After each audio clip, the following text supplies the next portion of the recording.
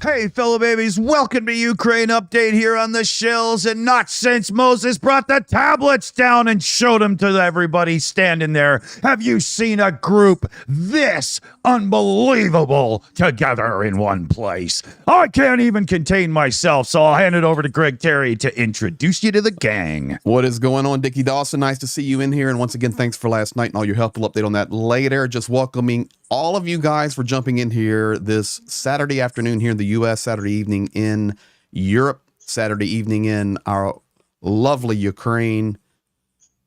Midday out there with Dickie Dawson. Secular Sakai in the house, of course, our host, Dickie Dawson. Dunk, the unique individual from somewhere. Commander McMillan, welcome to you, my dear friend. Also, Yana from South Africa with Project Constantine and Pete the Medic. And always Operator Starsky with us tonight. And our special guest coming in live from Kyiv, Ukraine, Phill Ittner. And I'll say, welcome. Let's go, guys. All right. Ooh. Let's go, Dickie. Get the cigarette out of your mouth. Let's go. So yeah, you've seen Phill here. That intro, and then you're sitting there smoking. I totally wasn't ready. I zoned out. I told you I was barely ready to do the show today. Not that you were on time. So you've all seen Phill here on the show with us before. He's live in Kyiv. He is a member of the press corps, and he's got his finger on the pulse. So we're glad to have you back, man. Awesome. And we're going to do a little throwback here, fellow babies, because what we're going to do is cue the music and bring in Starsky for the headlines.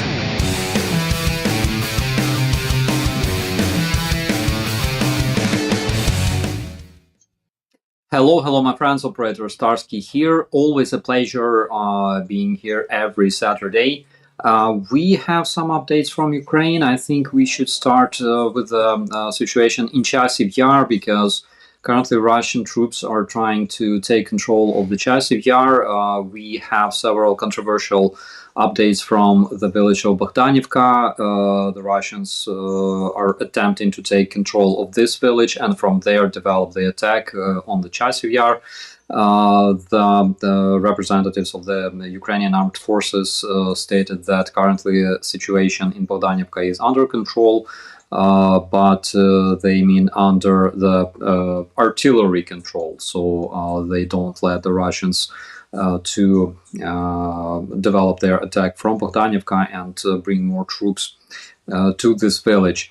Another update is, of course, related to the Ukrainian situation with the electricity.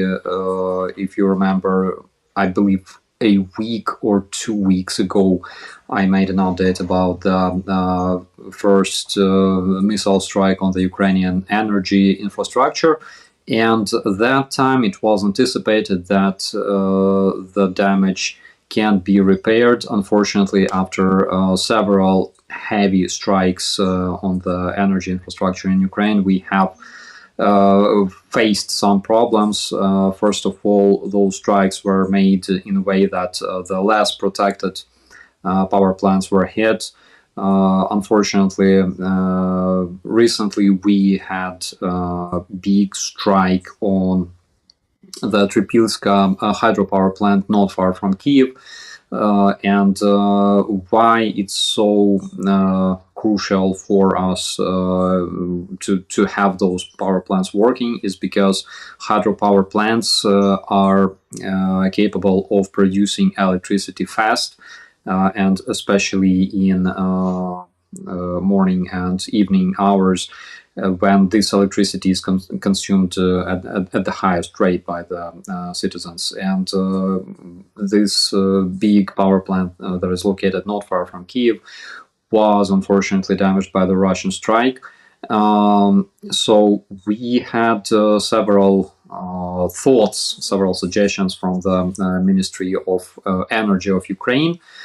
First suggestion was that instead of having like 7 big targets for the Russian missiles, we have to have hundreds, if not thousands, of smaller targets that will be much, much harder to destroy. So I think that the Ministry of Energy will be diversifying the energy in the cities, and of course we will see the generators working again. So currently there is a huge problem with electricity in cities like Kharkiv on the first place, because this city was and is being bombed and shelled really, really hard every single day. Unfortunately, there is a situation with electricity in Zaporizhia and Dnipro. So again, the main reason why this happened was because, unlike previously, Russians tend to strike less protected power plants. Previously, they would just launch wave after wave at Kiev, which is heavily protected, at Odessa and cities like that. But now they're striking less protected power plants, and the damage is really hard, if not impossible, to repair. And the other reason is, of course, lack of anti-air missiles. We were talking about it. There are hundreds of Patriot systems around Europe. There are thousands of missiles, but in Ukraine there's only 2 such anti-air batteries, like Patriot. And another update, I would say, it's I'm not a superstitious man. Not really superstitious man. It's impossible to be not superstitious if you served in the army. But generally, I don't believe in supernatural things. But what happens in Orenburg right now in Russia, I believe it's like, if it's not karma, I don't know. I'm Santa Claus if it's not karma, you know. Because Orenburg suffers just as much as south of Ukraine suffered after the destruction of Kakhovka Dam by the Russian terrorists. And we can see thousands of Russian houses slowly going underwater. Yeah. And another good thing is that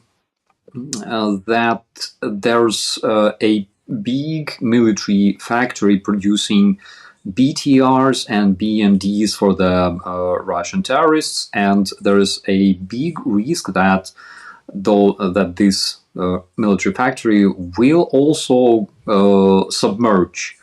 So we will all hope for this. We'll all hope for better. And of course, I don't know, guys. This is karma, 100%. What do you think, guys? I am literally just giggling to myself in the background. I had these images to show the other day on the 42 show, but we were running long on some and I didn't get to bring them up. But I'm sorry, but I don't mind seeing those at all. I'll say this, whether it's karma or divine retribution or pure chaos and randomness, whatever the case, that news puts a smile on my face. Mm-hmm. Yeah, absolutely. Because when Russians suffer, it brings me joy and happiness. As a Ukrainian, I have a complete right to say that. Fuck Russia. Damn right, man. And Russians Sure. and whatever. But another thing is, it's like, my God, what I wanted to say. So yeah, Orenburg, guys, let's hope that the level of water goes up, and possibly Russians will lose another military factory very, very soon. Orenburg is was, thinking, man, and all I Yeah. want to do is grin. My favorite was And when it- the Russians blamed beavers for the dam's collapse. And people went and they made a flork. You know, like the florks? People made little flork memes of the dam's collapse and beavers and everything. The beavers, yeah, exactly. And so basically they blamed, guys, the chief of the governor of Orenburg said that possibly beavers are responsible for destruction of this dam. Because beavers are incredibly dangerous animals that can destroy planets, and Space aliens. different- Space aliens. Space aliens, yeah, but Us Canadians, beavers- we know how to deal with beavers, but Space we ain't beavers. helping them. Fuck that, you know. yeah, because first- beavers they can kill. They have those sharp teeth, like big tails that they can just slap the shit out of people, and they multiply like crazy, like virus. They run our So military up here in Canada, so you know. Yeah, absolutely. And beavers is a totem animal for several Ukrainian units, by the way. One thing is very, very interesting, like the Russian reaction of the Russian authorities. So when Kakhovka Dam was destroyed in Ukraine and hundreds of thousands of people suffered from that, what Ukrainians did and the international community, there was like this long line of volunteers coming to Kherson, for example, to help people and to help to evacuate people and things like that.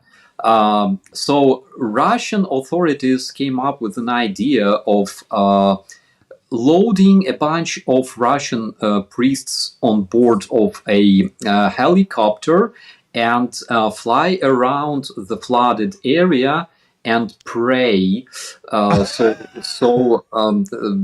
But you know, like guys, it doesn't work because FSB agents don't know really how to pray properly, right? and most possibly they don't pray the person that they need to pray. So this didn't work, but we had a lot of fun watching those videos. Like I saw them, I was crying. I was sitting in the bath. I was crying. Because of that.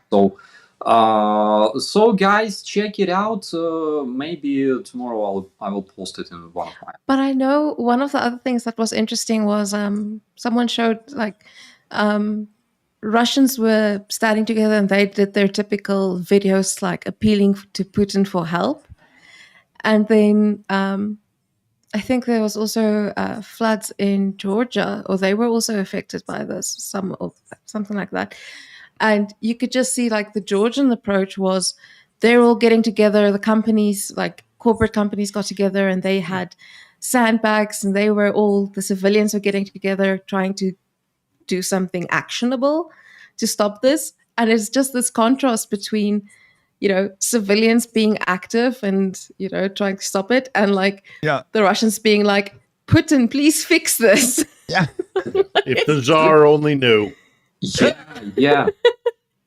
they believe in this almighty Tsar who will solve everything. The dude will lead them with an iron hand into the bright future, kill all the enemies, remove the cellulite from your ass, things like that. So the Tsar, this is like the difference of mentality in Russia and the civilized world. In the civilized world, you rely on yourself.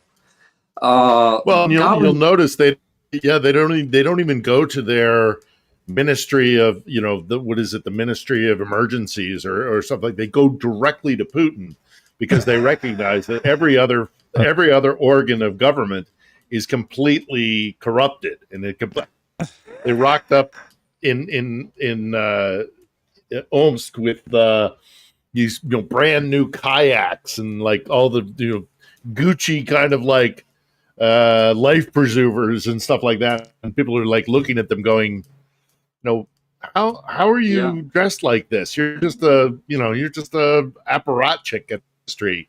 But it just exposes their corruption, so they have to go directly to the Tsar because if the Tsar only knew. Superstition-based government. Yeah.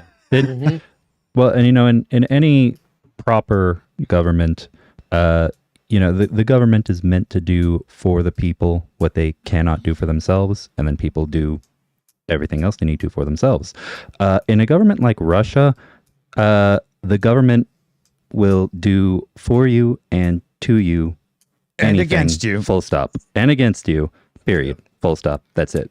Yesterday, we did a program with Silicon Curtain. I had two Jonathans in myself, so it was quite difficult. I had Jonathan Fink and Jonathan Pierce, and it was a clashing of the worlds, but it was really good. We did an in-depth dive on the Russian Orthodox Church, Kirill, the work of the FSB, and what you guys need to understand, I've spent a lot of time inside the Russian Orthodox Church, inside Russia.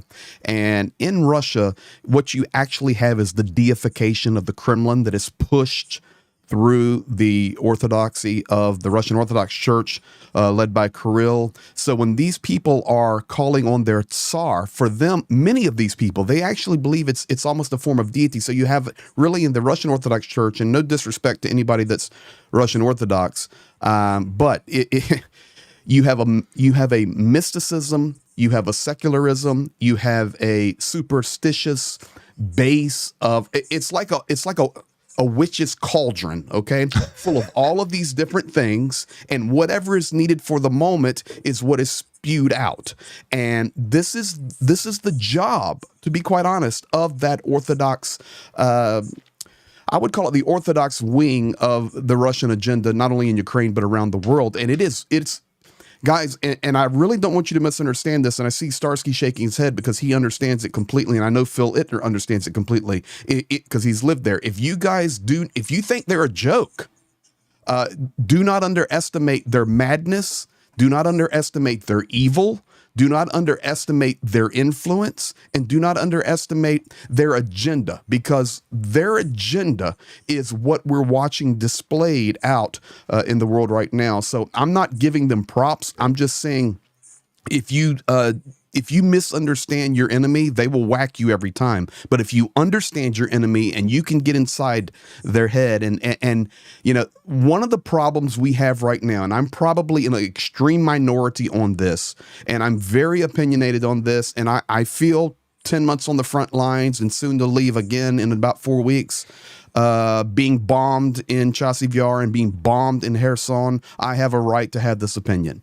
Damn right. And that is, many times, and I know there's a mixture, and Starsky can correct me, or Phil, but sometimes we have too much hopium, and we do not allow ourselves to recognize that this is a real war. This is not a Twitter war. This is not a Telegram war, but every day Ukrainians are being wiped off this planet. The glide bombs right now are basically unstoppable. They have released a new batch of hypersonic type missiles that are a challenge for Ukraine because of lack of air defense. And then many people in the world just sit around and joke how stupid the Russians are and how stupid the things they do. And that's exactly what they want you to do. Yeah. Exactly. We're playing right into their hands. I'm not glorifying them, but I'm trying to help you understand. Do not underestimate the stupidity of what they do. Do not or underestimate what they actually are doing right now. And it is manipulating the entire world, wiping Ukraine off the map, and laughing at American and European politics. And Agreed. when you call it for what it is, then we know how to fight against it. So ran over.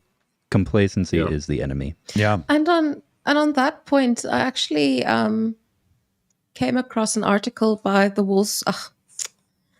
almost at the Wall Street Journal, the Institute for the Study of War, that they put out. Okay, well, it was the 27th of March that they put it out. I only saw it now, and it's called. I'll drop the link in chat. But it's titled "Denying Russia's Only Strategy for Success," and they're trying to. So on the one side, I agree completely with you, Greg, that they're saying that we've got the side of Russia is useless, or like their military, that side is useless. But on the other side, on the flip side, we've got this thing of the war in Ukraine is already lost. That's obviously also Russian propaganda. And this paper makes makes that statement and moves through that. And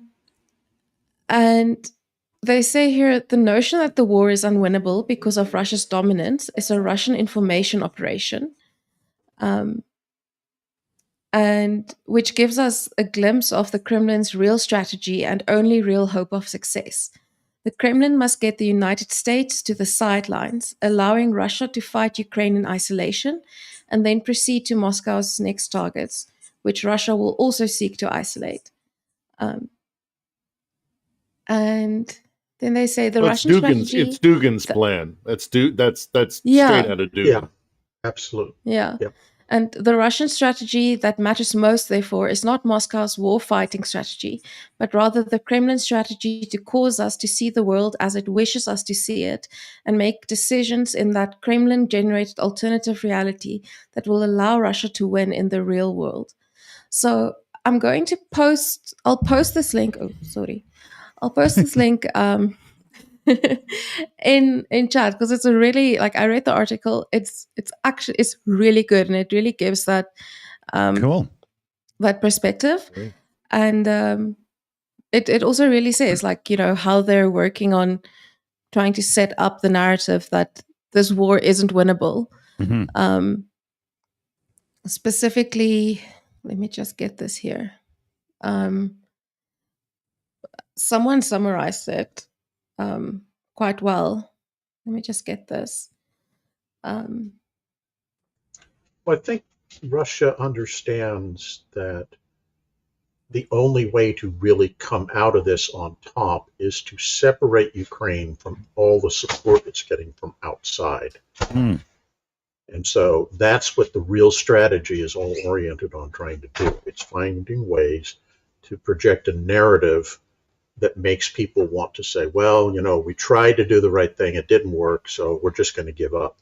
And it's this constant barrage of BS propaganda. Yeah. Yeah. So, Well, I mean, things... even the representative in the UN. I don't know if you guys saw this maybe 2 days ago.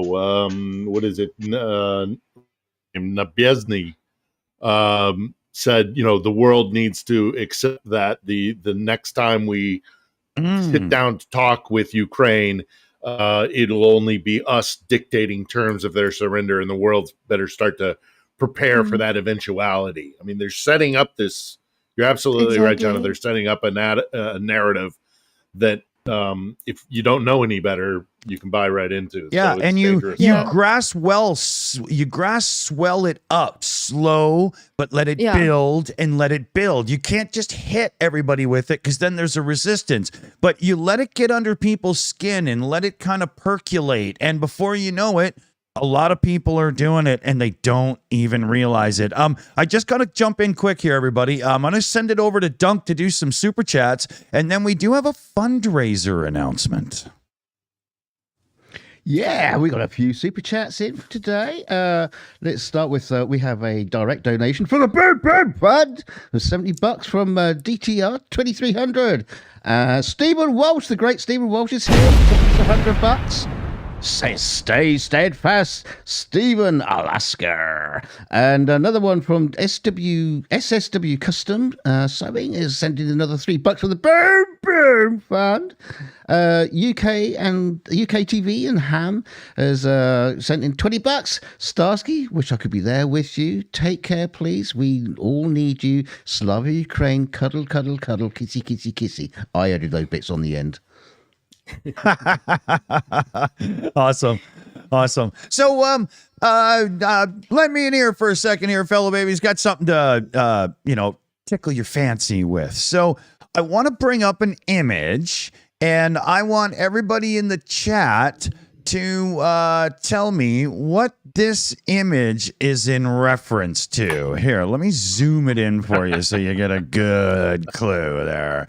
What do you think's going on there, fellow babies? Yeah, so what we've done here on the Shills is we've partnered up with the Portuguese Brigade of NAFO 69. Am I getting that right? I know it's the Portuguese group, but is it Brigade? Sorry, I'm just, English is a second language to me, and I'm not very good at it. I don't speak any others, though. So we've partnered up with these cats, and we are doing a proper full-on NAFO fundraiser for a truck. So let me show you the cats that are on the receiving end here. Let me zoom this in. Wait a minute. Let me zoom that in. Thank you very much. There should even be some audio here. It's a real quick clip.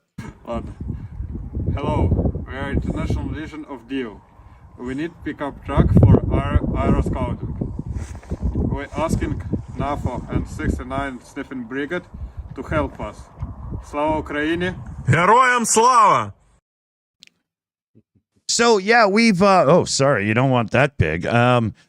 So we've partnered up with these cats. The fundraiser links will be dropping right now. There's a direct link you can go to. There's a patch that has the Shills stuff on it, and there's a patch that has the Portuguese NAFO groups designs on it as well. I'm not good at social media. If any of you know me, you know that you could PM me and I take like a week to respond because I turtle, right? I can't really do that very well. And I'm in a massive group on WhatsApp with a whole bunch of crazy cats, and we're figuring all this stuff out, and it's completely overwhelming to me, and I'm trying my best to keep up. But so here, there's an image I can show you here. I do believe this is the one. Yeah, here we go. So fundraising for the NAFO truck. There is, what are these called? No, that's not a barcode. That's a QR code, I think. It might work. I hope it's clear enough out to you guys. But we got the links as well. Coming up very soon, I'm going to have the whole crew from this gang over for a special show where we just go off and talk about it all, and it's going to be chaotically crazy. You're going to love it. So the Shills and the Portuguese group getting together, and we're doing an AFO fundraiser, and we're getting these boys a truck. And then there's going to be a second fundraiser after, and things will keep going. So, we're finally in touch with them, doing it properly. Thank you, Alex Kanish. Thank you, BME, and away we go. So let's get the link in there. Let's get the links in there and push, push, push. This is NAFO truck stuff. This is where we don't hesitate, and we dive right in, and we do the support. And speaking of which, Greg Terry is going to give us a quick update on what, this guy is literally Jerry Lee Lewis. Or Jerry Lewis, the Jerry's Kids fundraiser guy. Greg is Jerry Lee Lewis. I can pull out the piano and start going. That would be cool. But yeah, sorry. But oh my gosh. So give everybody an update, and then we'll get back to chitter chatter and everything. Alrighty. So last night we did an auction. No, we didn't. We did a raffle. I'm sorry. We did a 2-hour raffle. And I had to leave early. It sucked. But anyway, sorry. That's all right. I mean, you needed to go play with Dunk. I understand it. But regardless of Dunk, I mean, would you rather hang out with Dunk, or would you rather hang out with me and Professor Gertis and Zhenya? I mean, I don't even like Dunk hanging is out the with big me. draw. That's my point. But I want to be very grateful because I know a lot of people in this stream right now were a part of that last night.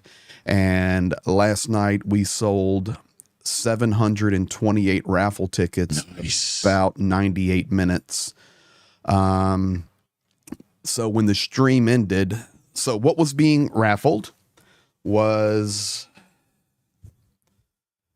this battle flag. Now, when I say a battle flag, guys, this was signed on the 0 line while on position. I have 50 of these, and I am raffling them, doing different things. This was signed on the 0 line, but I'll come down to the autograph section, and this is signed by Fish. And little lower. Sorry, thank you. This is signed by Fish, and his partner for Fish's job, which I can't say publicly, but it's very, very important. His partner is an artist, and he drew the picture of Taras Shevchenko, who is a cultural hero to the Ukrainian people, rightfully so, specifically in regard to the Ukrainian language that is currently spoken. So this is hand done, hand signed from the 0 line right on the battle. During the battle, bombs are going off and they're doing their job. And they are signing this flag, and over a month, they did 50 of them for me, just to help the war effort. So last night we sold 728 tickets, $10 a piece, raising $7,280. Additionally, after that, people watching the replay. This morning I was in a meeting, and our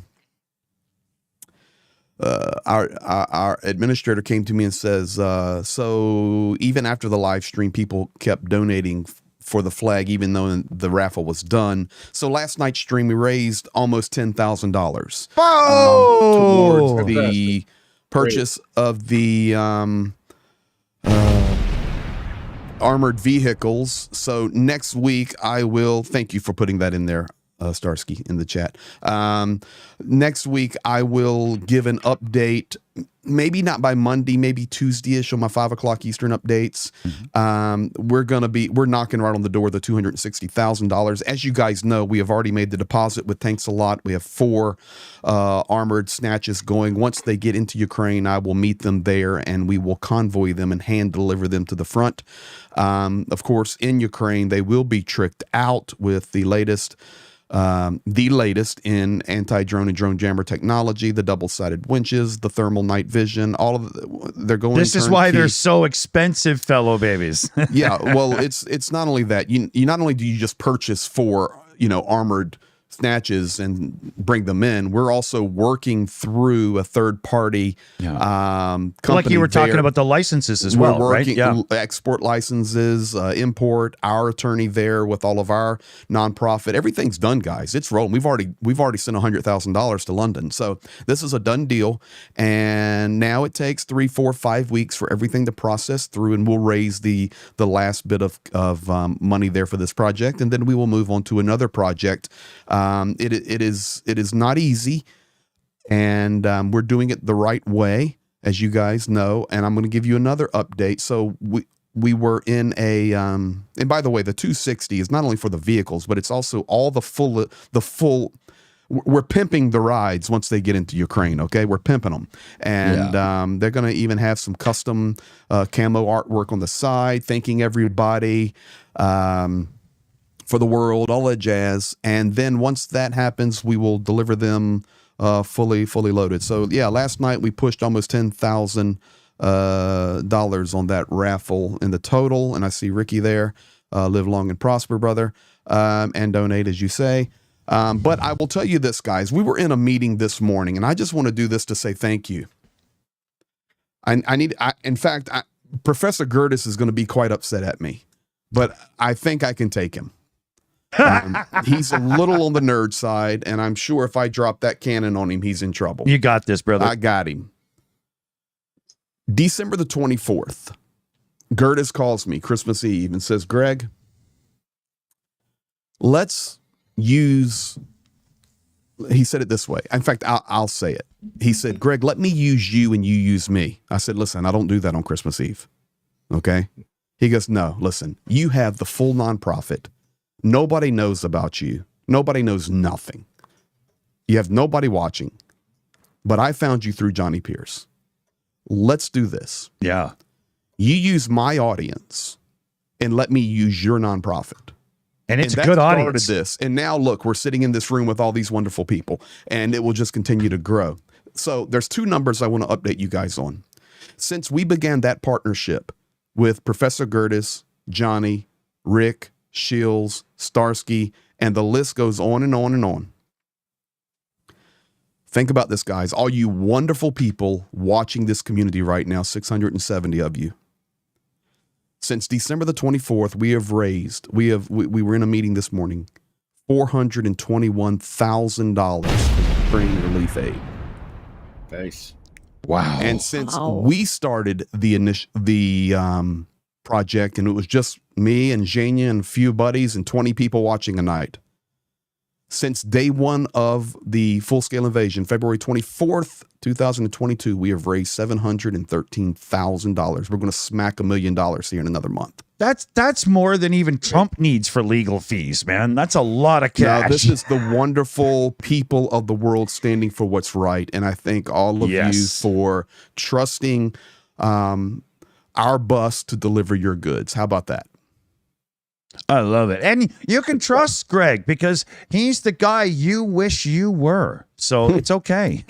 Well, we'll take it there. I promise you that. And you're going to see it here in another 6 weeks or so. You're going to see 4 armored Land Rovers tricked out, delivered to Pete's group. You're going to see it delivered to third Assault 2nd Rifle Battalion, our battalion that we have adopted and equipped with over $100,000 worth of gear. Zhenya will be dropping 28 drones to them in just a matter of days. I'll be putting a bottle of scotch in the glove box for the boys. Dropping armored snatch to, I don't want to call their number, but I can tell you our boys fighting in Robotny that are in desperate need, that are having to leave. Listen, guys, we were doing 3, and I was down below Orikov, and I was there. We were dropping much needed tourniquets. They were out, guys, out. Do you hear me? Out of tourniquets. How can you say, how do you know that? Because I was stinking there, out of tourniquets. And Virginia and I went all the way down there. The artillery was so horrible in Orikov. Yeah. So horrible. And it's just going nonstop. And we're dropping that. And the medic looks me in the eyeball and says, dude, I just had to leave, guys. Our hero's lying on the ground bleeding to death. I cannot get to them because I do not have an armored medevac. Wow. Yeah, it's pretty bad. There's they are getting an armored medevac as well. Let's good. Let's thank you guys. Thank you. Yes. And let's take a second now to welcome Brother Rick the Ukrainian onto the show. Glad you made it, pal. Hi guys, yeah, decided to come at least for half an hour or 40 minutes and not to come at all. Really happy to see you all. I just had a stream with Jake Bro, and cool. That's the first time we talked to him. Thank you very much, Starsky, for contacting me with him. I can always count on you, brother. Thank you so much. Happy to see you, especially because you haven't been able to join many the Shills streams. So yeah, hugs, bro. Awesome.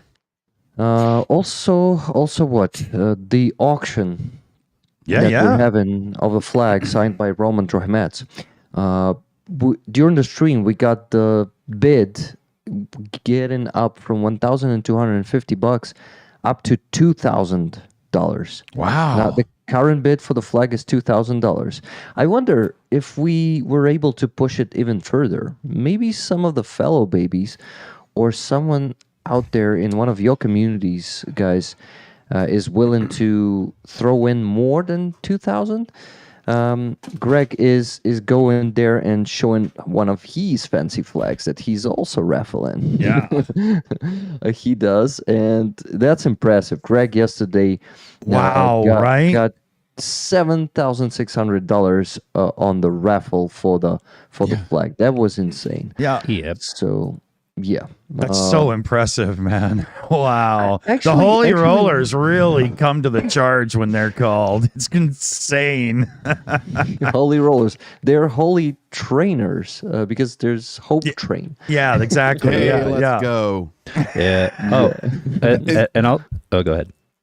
I just need to say, I'm watching the chat real time, and okay, guys, everybody's super chatting now or whatever, so we need to do it. So I do a patch of the night on my streams, and everybody's screaming because I haven't put a patch on my microphone yet.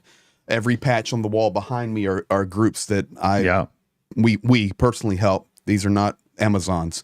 So, since we have such a huge group of Ukrainian supporters in here tonight, and Starsky in here is a veteran, tonight you guys get the 3rd Assault Brigade, full patch. And what am I going to tell you about this patch? This is the patch worn on the commander's uniform when they were in the battle, when they were stationed in Klishivka. So you guys know Klishivka, just below Chasiv Yar, where it is extremely hot right now. This patch was physically worn in Klishivka. So there you go. That's the patch of the day. Good shout, buddy. Good shout. Mm-hmm. I love it. Before we go to someone else, I just wanted to say actually hello to each of you personally, because I come here and I don't say it. I say like hello all, but I am really happy to see you, Phil. I'm really happy to see you, Jan. You gotta come by this. You gotta come by the studio, buddy. Oh yeah, it's all finished. Man. That's awesome. Give us a tour. meet up. I will next week. That's a good idea. That's my style. You know, I'm going everywhere with the stick and showing everything to everyone. So we got to do that. Hello, Commander Macmillan. Hope you're doing awesome. Dunk, always happy to see your green face there. And, That's not my face. He's bending over right now. So maybe you can sing a song for Starsky once again today. Sekai, I still don't see your face, but tomorrow I will on my stream. So thank you for all the work that you do. I'm happy to see you. Yeah, but he might just put a mask on the owl. You never know, right? I've considered that. That's a good idea, man.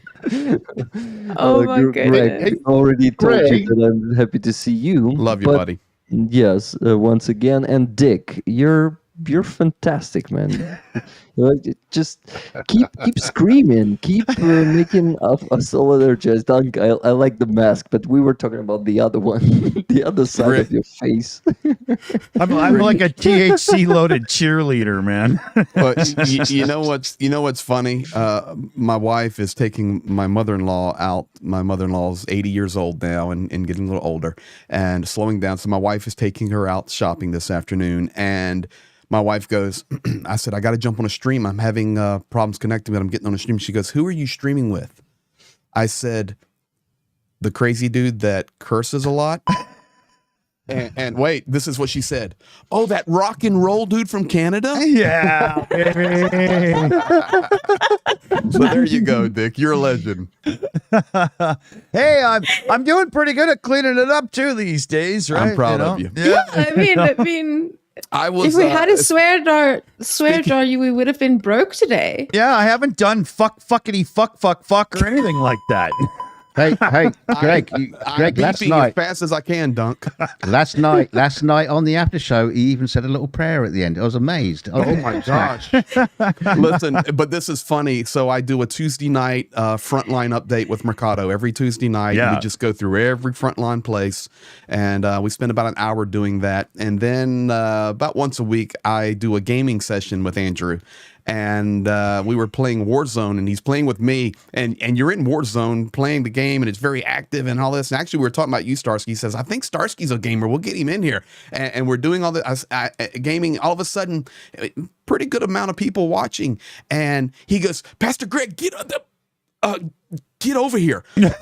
Pastor, oh God, I'm playing with a pastor. You Get know, the fiddlesticks over here. It's so funny. So all the people watching goes, Andrew, this is really good for you. Maybe you need to put a Ukrainian support tip jar, and every time you don't one, drop $1 in that.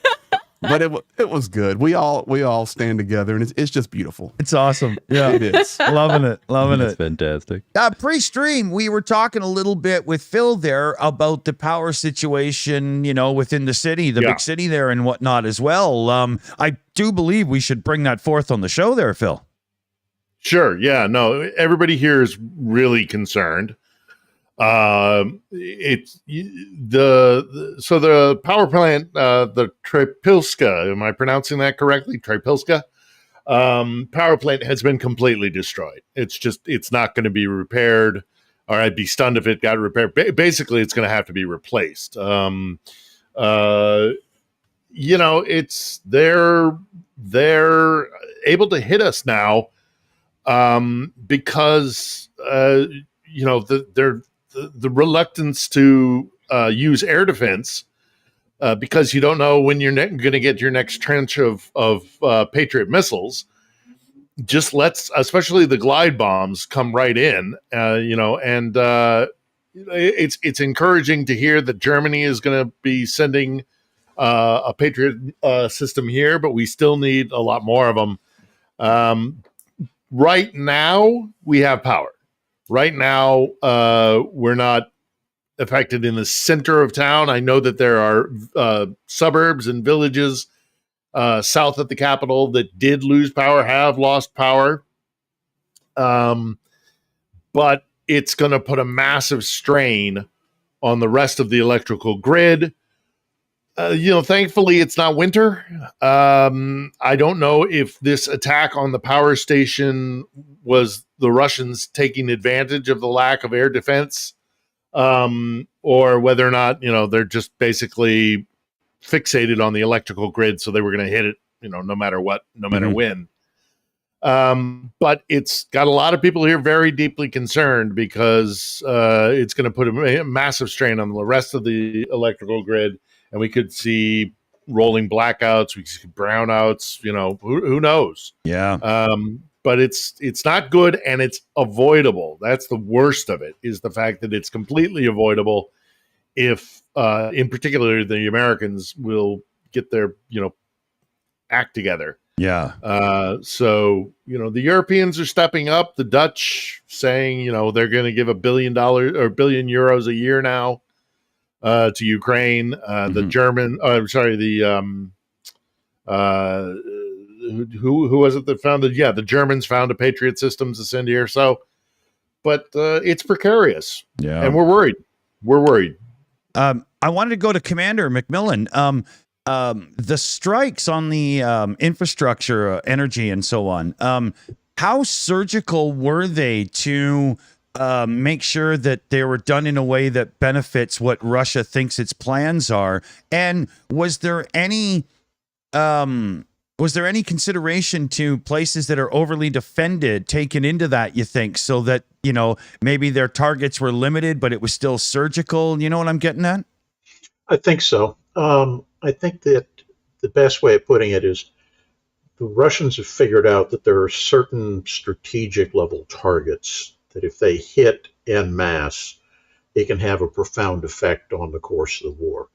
It's kind of like what we did with strategic bombing during the Second World War. And we started out, for example, trying to bomb ball bearing plants because somebody thought that was going to cripple the German economy. It didn't. And eventually they hit on oil production was the one thing that really brought them to their knees. I think we're seeing that kind of same evolutionary process going on with Russian attacks. And they're starting to figure out that right now it looks like the infrastructure, the power grid, is one of the big vulnerabilities for the Ukrainians. So I think that's kind of what's going on. The second part of that, which is, are they targeting places that aren't as well defended? That's a lot harder to say. And part of that is because the Ukrainian air defense network is using such a wide variety of different systems. And so it's hard to know where you can send certain kinds of missiles or certain kind of drones which will get through without knowing exactly what kind of air defenses are in that particular sector. Yeah. So I'm sure they're trying to, but because most of these air defense systems are mobile as opposed to fixed, it's really difficult to make that calculation, because what may be a Patriot battery and a Krotal battery and a couple of Gepard anti-aircraft guns today, tomorrow could be 2 Hawk batteries and a bunch of Stingers. You don't know, because they keep changing it all out. Follow up to Starsky then on the same topic. What do you think it takes equipment wise and stuff to put a couple Patriots or many? What do you think is needed to stabilize that so that everybody's defended the way some of the big cities are, like Phil was saying, right?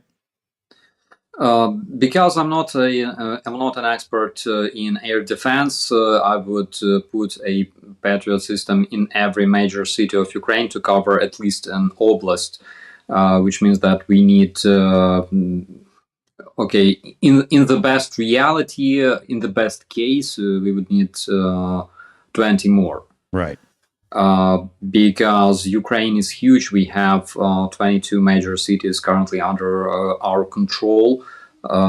We lack 3 major cities, which is Donetsk, Luhansk, and Simferopol.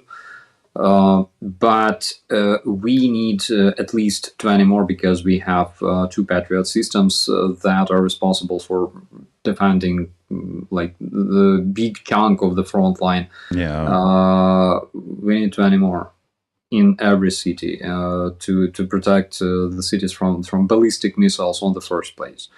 And also, if a Patriot system is used for defense, we can all use it to shoot down Russian A-50s over Azov Sea, for example. So we also need capabilities for that. And there are a lot of Patriot systems. I think Mercado once told me that he was delivering vehicles here and there, and there was this huge stadium during his deployment. There was this huge stadium full of things like Patriots, Hawks, Abrams tanks, and stuff that were not used at all. So it's a matter of political decision, I think.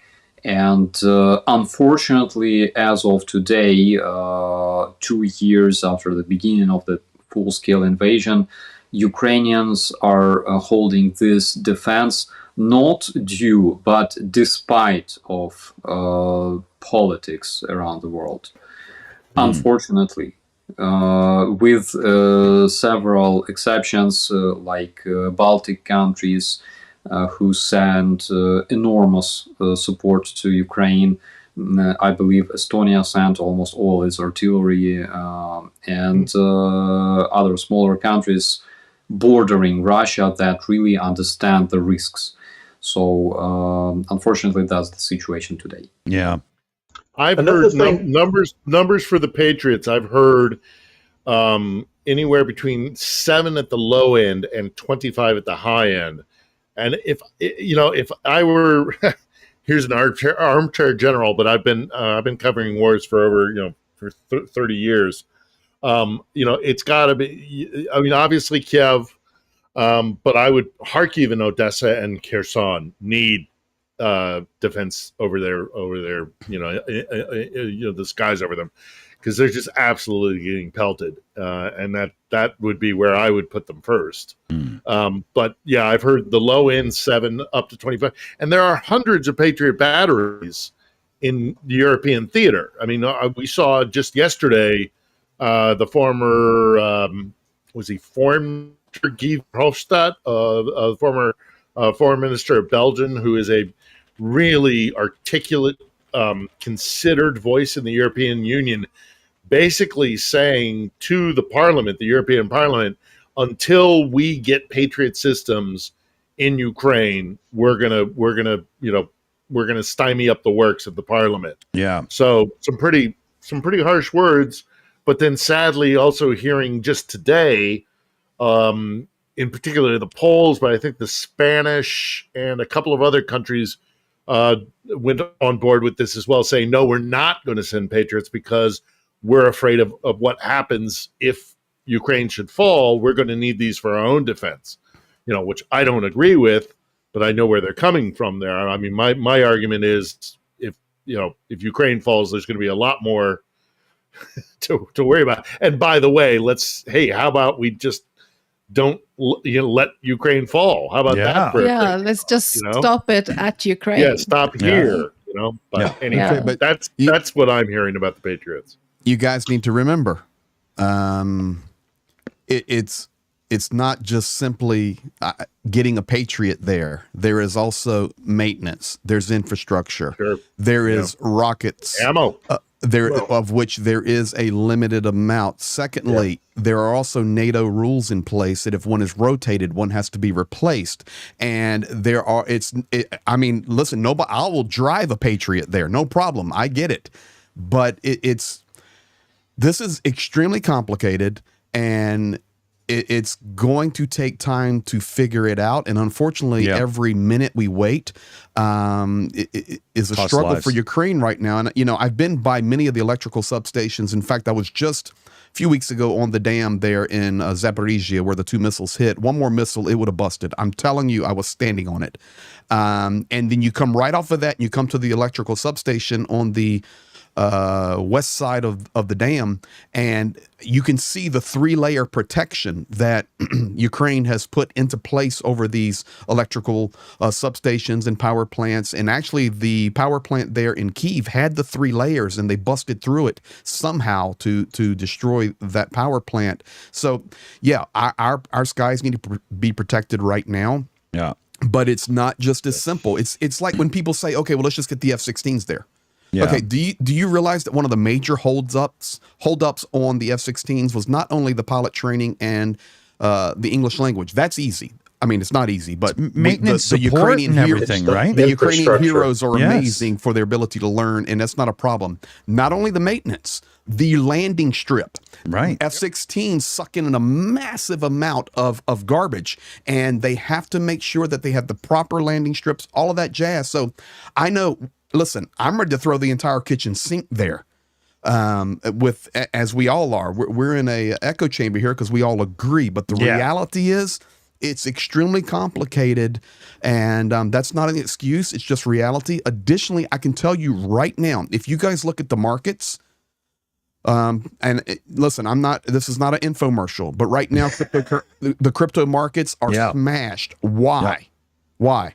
Because right now, the report's coming that Iran is beginning their attack on Israel. If that unfolds. It actually has just started. It's in the Wall Street Journal, but we're not going into that here. No, we're not going into it, but I'm just saying, if that happens, there may be adjustments on everything. So the war needs to be won. The war needs to be won inside Ukraine.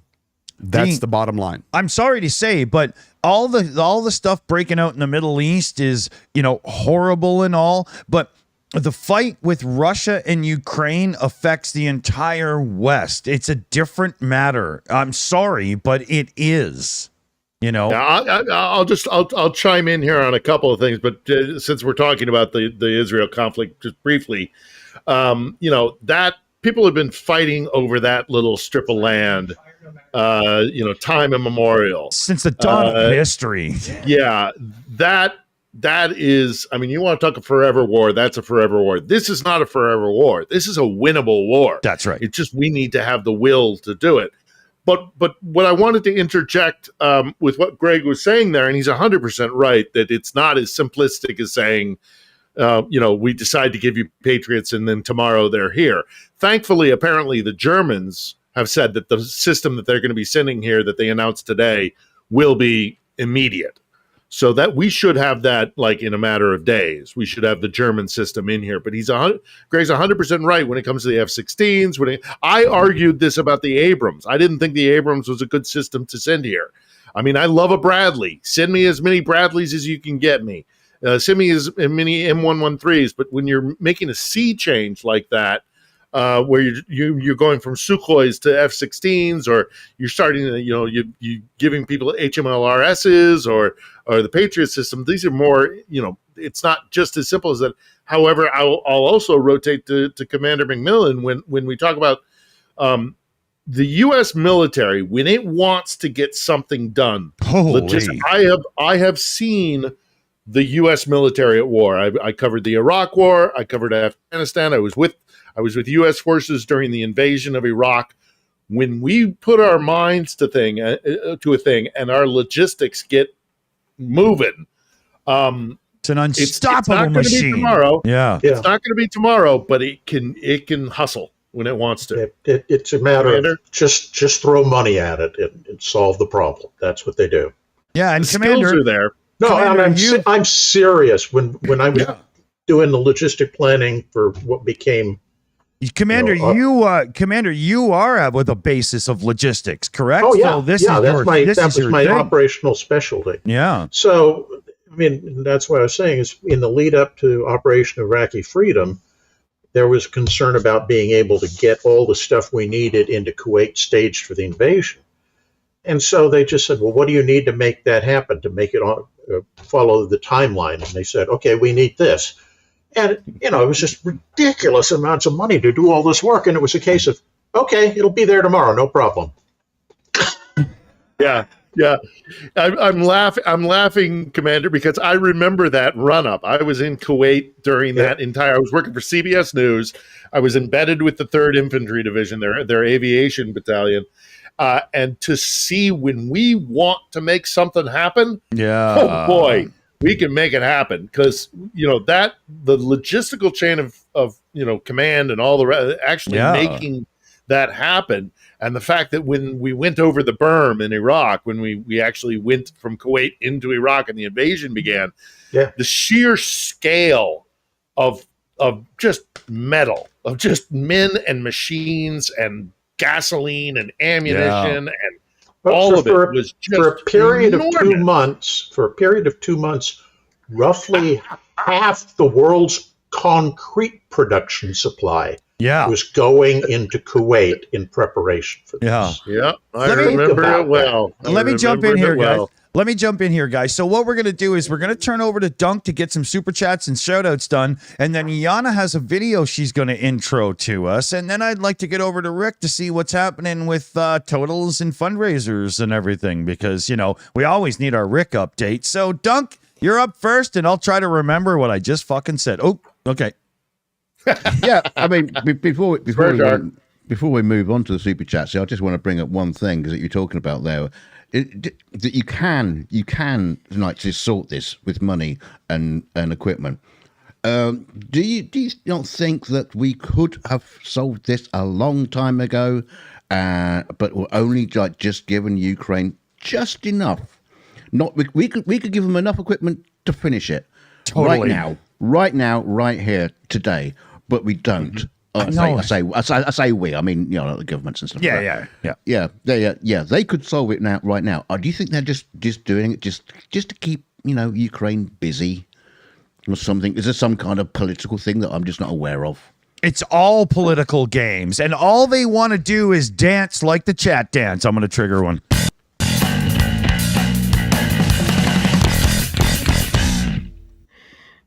Everybody knows a little Star Trek. Yeah, I've heard it said that they're dragging it out.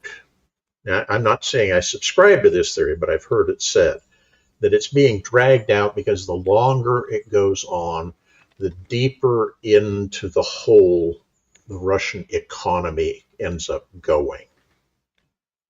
And since everybody realizes you can't end Imperial Russia by invading it, the way to do it is destroy them by economics. And so that is arguably what is going on here. Because if we sent everything we needed for the Ukrainians to win, it would be over relatively fast. They don't want that. They want to drag it out so that the economy keeps going deeper and deeper into the hole. Yeah. I do think there's some who have that thought process exactly as you're saying, Commander. And I think what those people may fail to realize, which should be obvious, is doing something like that in bad faith that's pretty obvious, that a lot of people notice, it doesn't win you friends. And when this is all said and done, you want Ukraine to actually trust you, which is something that has really irked me with this entire thing, because it's important. It's a two-way street, and giving just enough to survive, that doesn't, it is appreciated. It's needed.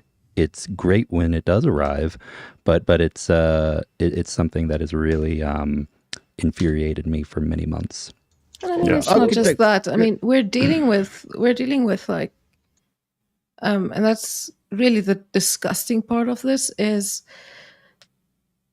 it's people who are dying in this thing because it's being dragged out as a political game. And morally and ethically, this is unconscionable as far as I'm concerned. Yeah, I mean, it's people who are dying. Greg will know this. He's met the guys in Pete's unit, but they're kids. They are kids. They are. I mean, they're like not. They're 21 and they're all volunteers. They weren't conscripted and stuff. They voluntarily joined SU, but they're 18, 19, 20, 21 years old. Yeah. I mean, kids. And you've got people, politicians sitting there and just being like, yeah, you know what? Maybe don't attack oil refineries, or maybe don't do this, or maybe don't do this, or yeah, we'll give you what you need to win, but not right now, Yeah. Meanwhile, we've got people dying. We've got it's a very difficult thing, because on the one side we can sit and we can talk about it and say, it's a very difficult split to make, because you can sit and say, okay, maybe we can understand where the politicians are, or not understand, but we can kind of play, take the emotion out of it and look at it and say, you know what, this is the arguments they are making. But at the end of the day, you come back to it and you're like, but it's human lives and people are dying in this thing. Yeah. And that's what it comes down to. Whether it is to do with bringing down the empire or not, at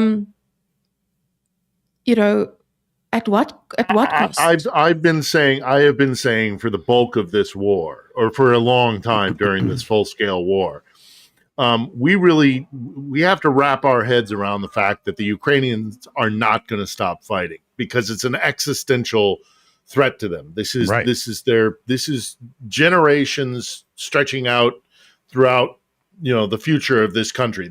They're not going to stop fighting. So the argument that I am hearing in certain sectors of the West, and in particular in America, by some very misguided people, is that, by not giving them false hope, it will force them to the table. It's a complete lack of understanding of the will of the Ukrainian people and what's happening here. So really, what we really only have is two choices here. Oh, bloody hell! I hate that stupid crap, right? We only have two options here, in my estimation, and I'm dead serious about this. Is we either support them to a victory, or we half-ass it, and I don't think that's quite as square, and we sit on the sidelines as the casualty numbers continue to mount. And that will be an absolute betrayal and a disgrace. And it's already happening. It's a crime against humanity. Yeah, we don't have the option of some sort of magical solution that we can pull out of a hat. We either support these people for victory, or we pull out and stand by and watch a bloody genocide. Yeah, because that's what Russia's going to have to do to subdue this country, and the Ukrainians themselves are not going to stop fighting. So we need to wake up to what's happening here. Yeah, and exactly. Let's Okay. We were gonna do supers, so we got to go back over to Dunk, do super chats, and then we're gonna go over to the video that Yana's gonna show us with Pete and everybody. So it's Dunk's turn. Yeah, Dick's hopping mad with me at the minute because I asked one bloody question. I'm not hopping mad, but I knew it was coming. I got one job to do. No, that's a question. I won't do that again. Right, yeah, so let's go to the super. I will go to the super chats. Okay. I just lost the page. Right, there we go. So we got Mr. Nobody who's come in as a Shill apprentice. Welcome to the family. We have $16 from the Boom Boom Fund from Spider Fate. And from Nelly Cat to Starsky, would you like to? I'm not asking any questions, mind you. Would you like to buy some try some shark meat for 5,000 Hungarian florins? You know they exist for 529. Says I want a Hero Hive T-shirt from today. How much are they? Mitch Ashdown sends in 20 Canadian dollars. Says I see calls for a Mike Patch, Greg. Man of the Wood sends in 5. What was that again? Oh, I can't remember. It was 5 things. Hungarian forints or something? Yeah. I think it is. I'm not too sure. No, it's CHF. I can't remember what that is now. But anyway, yes. I have Switzerland.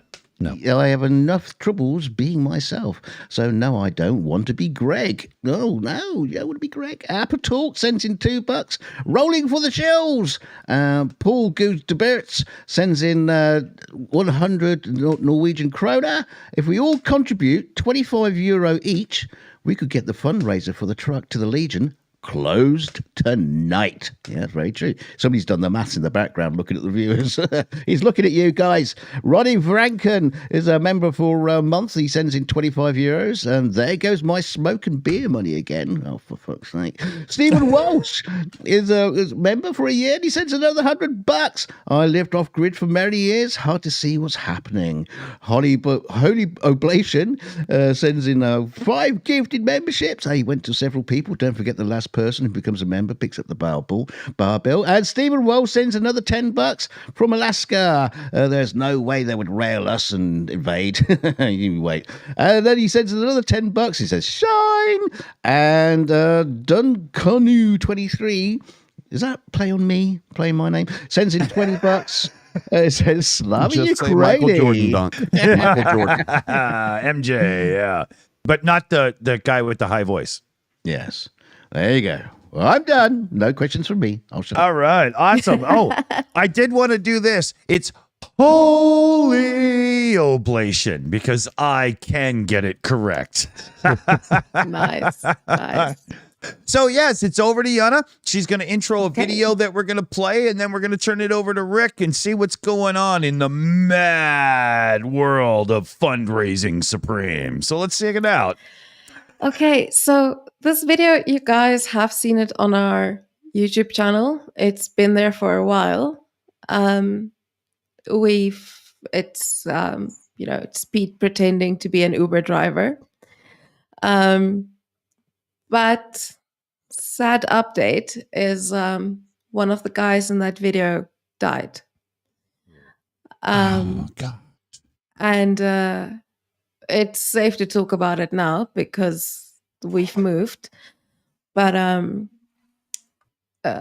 we were in Chasifyar. We were stationed there. And we moved. And the soldier died in that area. And it's just that reality of, I'm showing you guys this just so that you can kind of, I guess in a way have awareness of how the reality of it, because you see these guys in the video one day and the next they're gone. Greg has spoken about it, how he saw the guys the one day and literally the next day, 11 of the 12 guys he met with were killed, So in the video, you'll see there's a guy standing on the opposite side, like furthest away from the camera. He's got like funky stuff on his helmet, the helmet cover. He's the one who was killed during the in Chasivjar.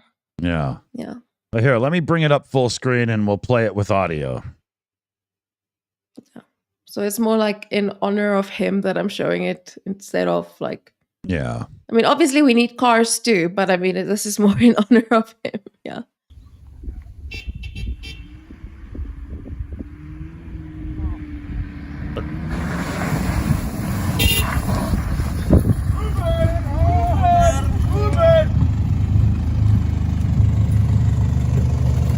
Greetings, dearest friends of Ukraine, especially to Mateusz, the hero from Poland. Mateusz and Exen, thank you for delivering us this beautiful vehicle months ago. It's rescued many soldiers.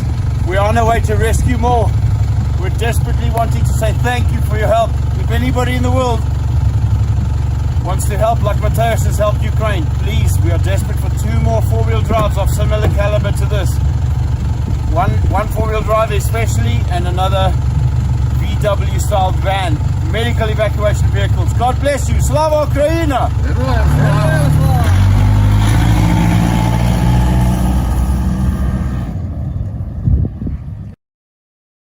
Herojem Slava.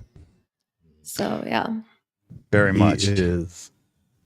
He is something. I will tell you this, since we're talking about Pete for a moment.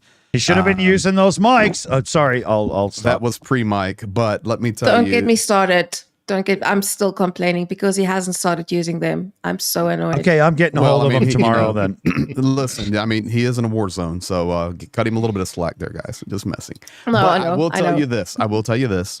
Next week, planning, unless things go sideways, which we believe they're not, I'm going to have Pete on live with his mother on the front lines. Legendary mama. Yeah, I'm talking to Pete about this as well, and there's a very, very, very good chance that Pete's mama will be on with the Shills coming up soon. No way, as well. for real? Oh, yeah. What mic did you provide for him? We sent him. I'm only asking. We send him a pair of the DJ mics, so not only is he wired, but his person is as well. Whoever he's talking to. Yeah. Because I have a spare one, and if he was being, if they he's got, because they're idiot proof. So we set him up with a new good. phone and everything to make sure the recordings are good. Fantastic. The whole bit. Yeah. As soon as we met Pete and Yana, we were just like, "Oh, okay, friends for life. Join the channel with us. Let's Literally. go." Yeah, exactly. Yeah. Literally. So let's go over to Rick here. How are the rollers doing? How are the progress bars doing? What you up to, buddy? Before we start that, I also wanted to say Herojem Slava to the fallen soldier. And I wanted to explain something that it struck me the other day, that why we actually talking about Slava Ukraini, why we're actually talking about the glory of Ukraine, and why we answer with Herojem Slava. So we're kind of correcting the person who said Slava Ukraini. No. Not glory to Ukraine, glory to its fallen heroes, because every hero has given its life, their life, to Ukraine's existence, to Ukraine's glory. Glory means memory in this case. I think glory really means that Ukraine is not forgotten. Ukraine exists. Ukraine is the separate country. Ukraine is not one country or one nation with Russia. Ukraine has its own fucking glory. Ukraine has its own heroes. When you say Herojem Slava, you actually correct the person who said Slava Ukraini, because we're talking about the heroes who has given their lives for the glory of Ukraine, for the existence of Ukraine, for centuries, guys. It's been going for centuries. And I wanna... It's hard, guys. This story, for some reason, is got to me like all the other stories. And right now, I'm really, really in tragedy for every hero who has given their life for our existence and memory about Ukraine. Even when Ukraine was occupied completely, the glory of it lived, and that means memory of it lived, and we lived until that day, and we have the sovereign Ukraine now. But right now, that's actually at stake. It's in the anthem. It's in the anthem. Yeah, the right, dream man. of Ukraine is not yet dead.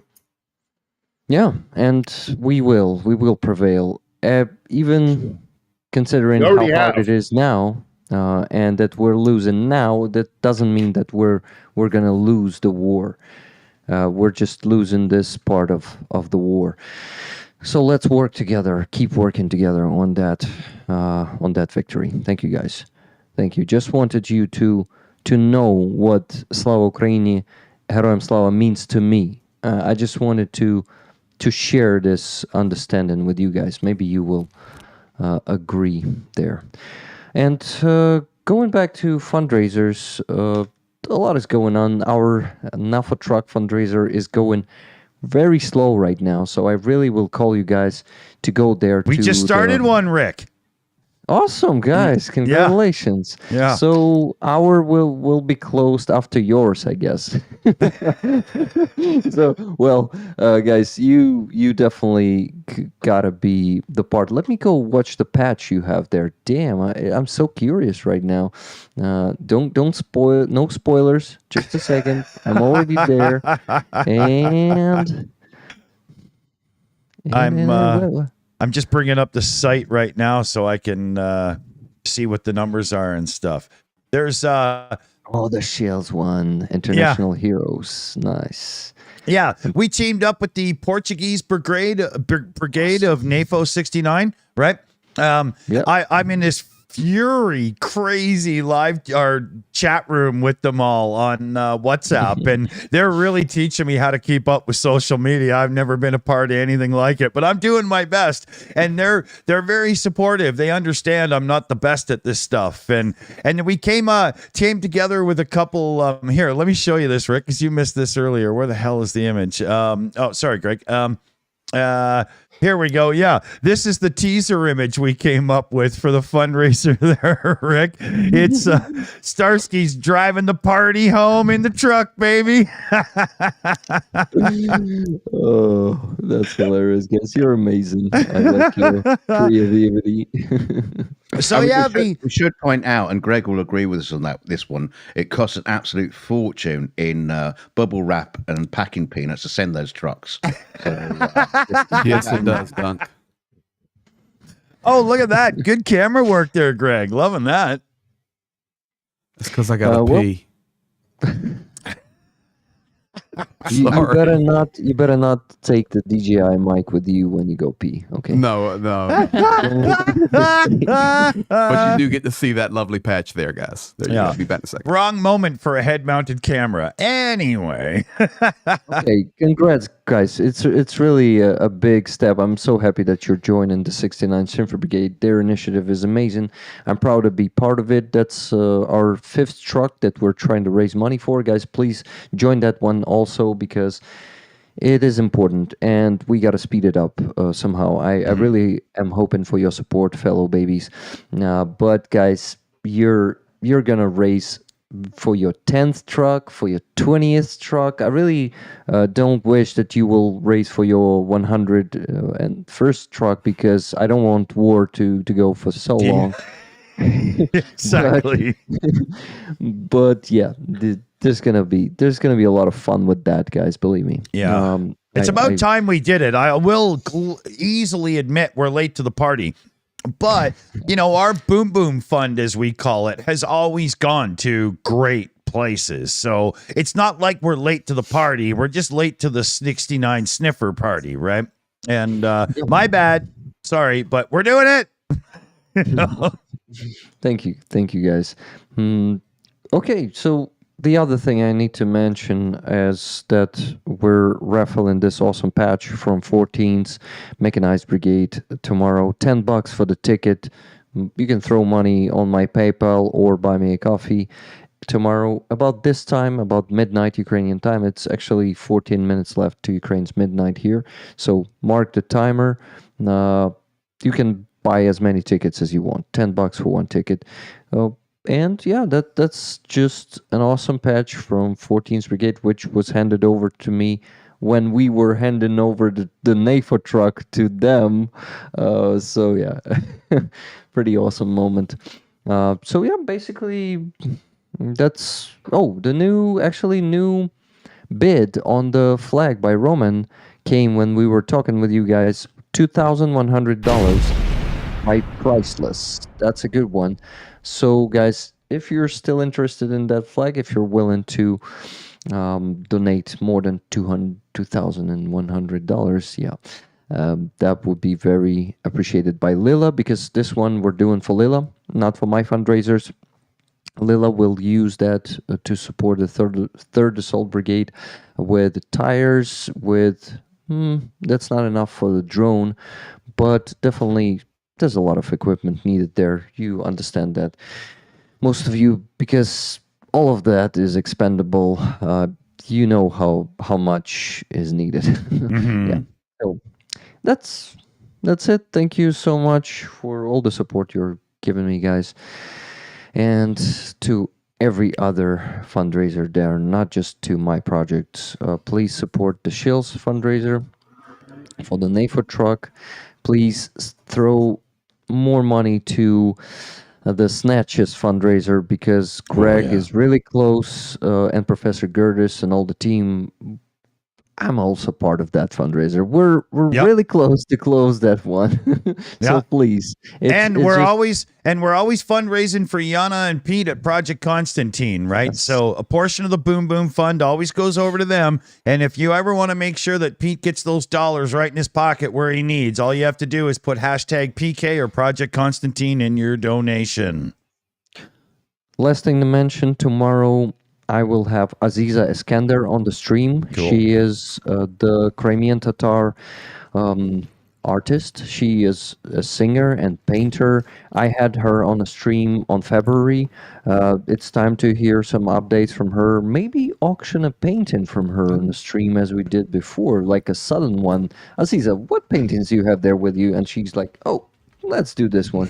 So yeah, we have some sudden auctions there on the stream. So yeah, if you want to enjoy some singing, because she's a singer also, and last time we were getting her too late without singing, and then I said, okay, Aziza, maybe you'll sing it for us now. And she says, oh shit, my neighbors won't like it. After 10 we're not allowed to sing in Ukraine. So yeah, well, we're allowed, but they could call cops and there could be some consequences.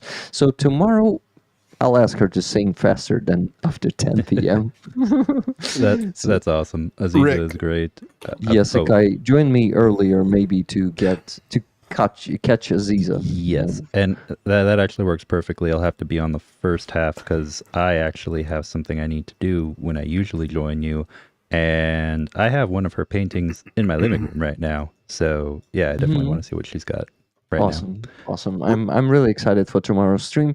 So that's one thing, and free Azov stream tomorrow. I'll go on the rally as always and show you the protest, and we'll read you the signs. Some of them are in Ukrainian, so I provide translation live there.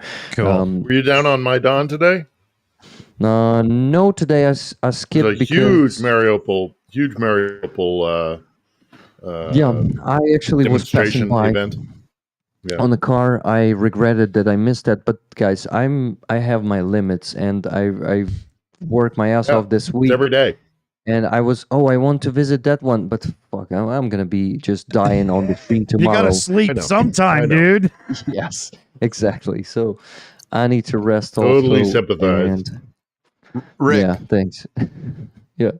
When I put my headset back on, and yes, guys, I did wash my hands. I heard you saying Gertis. If you were referring to all of our efforts together, thank you for that. Yes, I was promoting the campaign. Figured that. So let me give you. Oh, we got 720 in here watching right now. You guys want some good news right now? Yeah, baby. Sure. So I refreshed my drink, and an email just hit my phone when I was downstairs. And it's from a viewer who supports the Snatch Project, and they've supported some other things. And the guy messaged me, "Hey, my neighbor's pissed. And then he goes, he tried to send $2,500 for the Snatch Project via his credit card, and his bank said, we're going to charge you this fee. So he goes, so he said, well, cancel it and screw you. I'm sending him a $5,000 check. He said, Greg, the check's in the mail. They made him mad. He doubled his donation. So, guys, I love the human spirit when it gets pissed off. Oh, dude. So the point being, probably by next Tuesday or Wednesday on our 5 o'clock Eastern updates, there's going to be a really good announcement. I'm feeling it. I wanted to go over to Operator Starsky here. Captain Starsky, he's got so many titles. I just think he's the pretty guy. But how's things going over with the Propaganda Institute? Planning, group gathering, and what's coming up and what are you up to? Yeah, currently everybody is really, really busy again because with the mobilization in Ukraine, there's some changes in Bogdan's personal life and things like that. But we are still working on another documentary dedicated to a different Russian organization. The first one was dedicated to the FSB organization called the Russian Orthodox Church. And the other one will be dedicated to a different organization completely responsible for pro-Russian opinion makers that we can see nowadays all over internet and YouTube and whatever.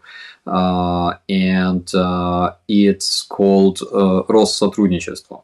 So basically, Russia operates in 120 countries of the world using its cultural representatives. And, every time they throw cultural parties in a different country dedicated to Russian poets, Russian artists, Russian music, and things like that. So basically, it's done by this state's organization, and this organization completely consists of the Russian spies, with like people with connection to KGB, like back before the collapse of the USSR, people with connections to FSB and things like that, and all the people who would otherwise most probably support Ukraine, but they were recruited by the Russians, to promote pro-Russian narratives. Basically, they were recruited through this organization, and this is very important to talk about them and expose them, and this is what we're working on right now. Awesome. Well, we should also talk about the other stuff you're working on right now, because I know it's like a highly top secret, but the training of the Beaver Army in Germany that you're sending over to Ukraine to nibble at the Russians' ankles, I think is top drawer, and I think we should raise a bigger Beaver Army. Canada to get involved, and we could just like put them on drones and drop them from great height, and freaking lasers from their eyes, man. We'll recruit the beavers, we'll recruit the mooses, we'll recruit the dolphins. Yes, all of them. Yeah, I'd just like to see I'd see his beaver patch though. We have to use whatever we can. First, there were like ducks, ducks and geese.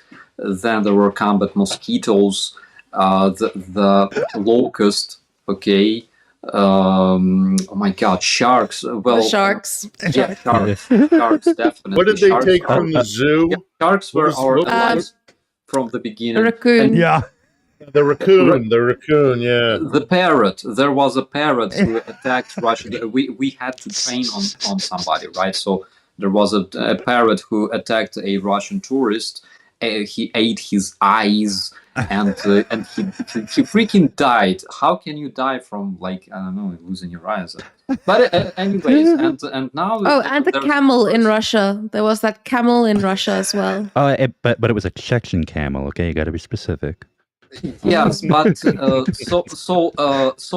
there's like currently I'm working on design of 2 patches, and I'm not sure what do I want to have, one with a camel toe or one with a beaver.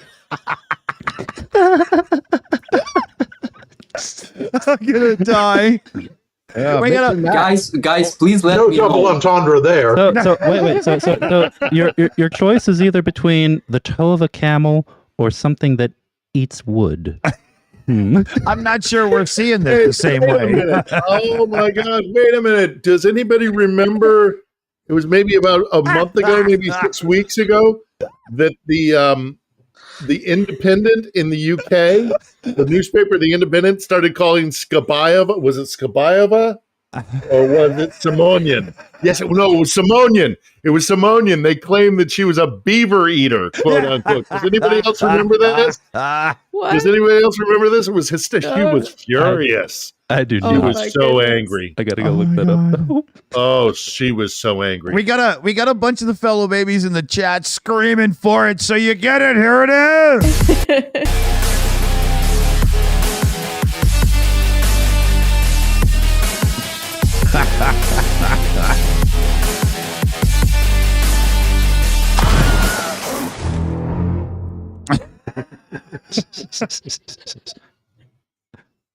The sharks will be trained well. Oh yeah. I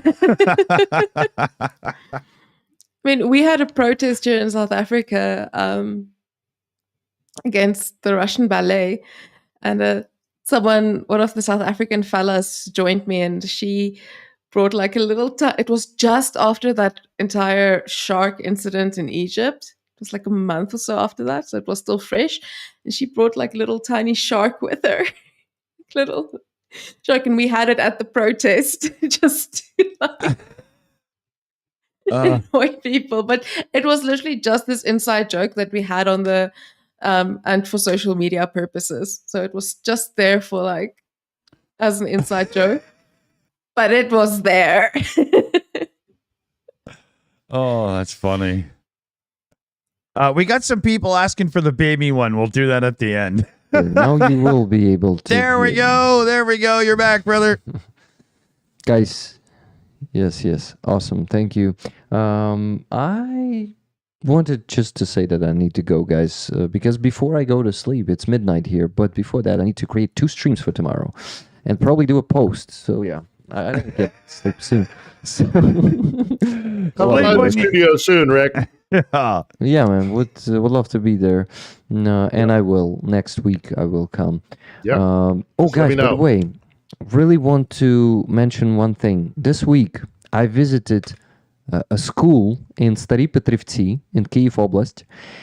The kids are doing the podcast, and yeah, that's so fucking inspiring. It's on my channel. The video is there. Please go watch it because I was really inspired, and a lot of those who were inspired, who were watching, were also inspired. And they are unfortunately not kids anymore. They are around 14 years old, but they are very grown-ups because of this war. And yeah, they're doing a podcast in the school, and it is not about not only about the school, it's about the war, it's about trauma. Yeah, guys. So we did 2 episodes in Ukrainian with them, and one in English with their teacher, Alla. So I'm gonna be posting that one on my channel soon. So just wanted to shout out the Sveti Petrivci. They are called Saint Petrivci. They have 2 villages there, New Petrivci and the Old Petrivci. And we joke that together they make that Sveti Petrivci. That's the name of their podcast, which is Saint Petrivci. So those kids are amazing, guys. I will invite them to the stream in the end of the month. Yeah, it looked like a great time when I saw the pictures. That was amazing. Yeah, so cool. So, yeah, just watch that one also. And thank you for having me here today, guys. Always love to be here. Always a pleasure.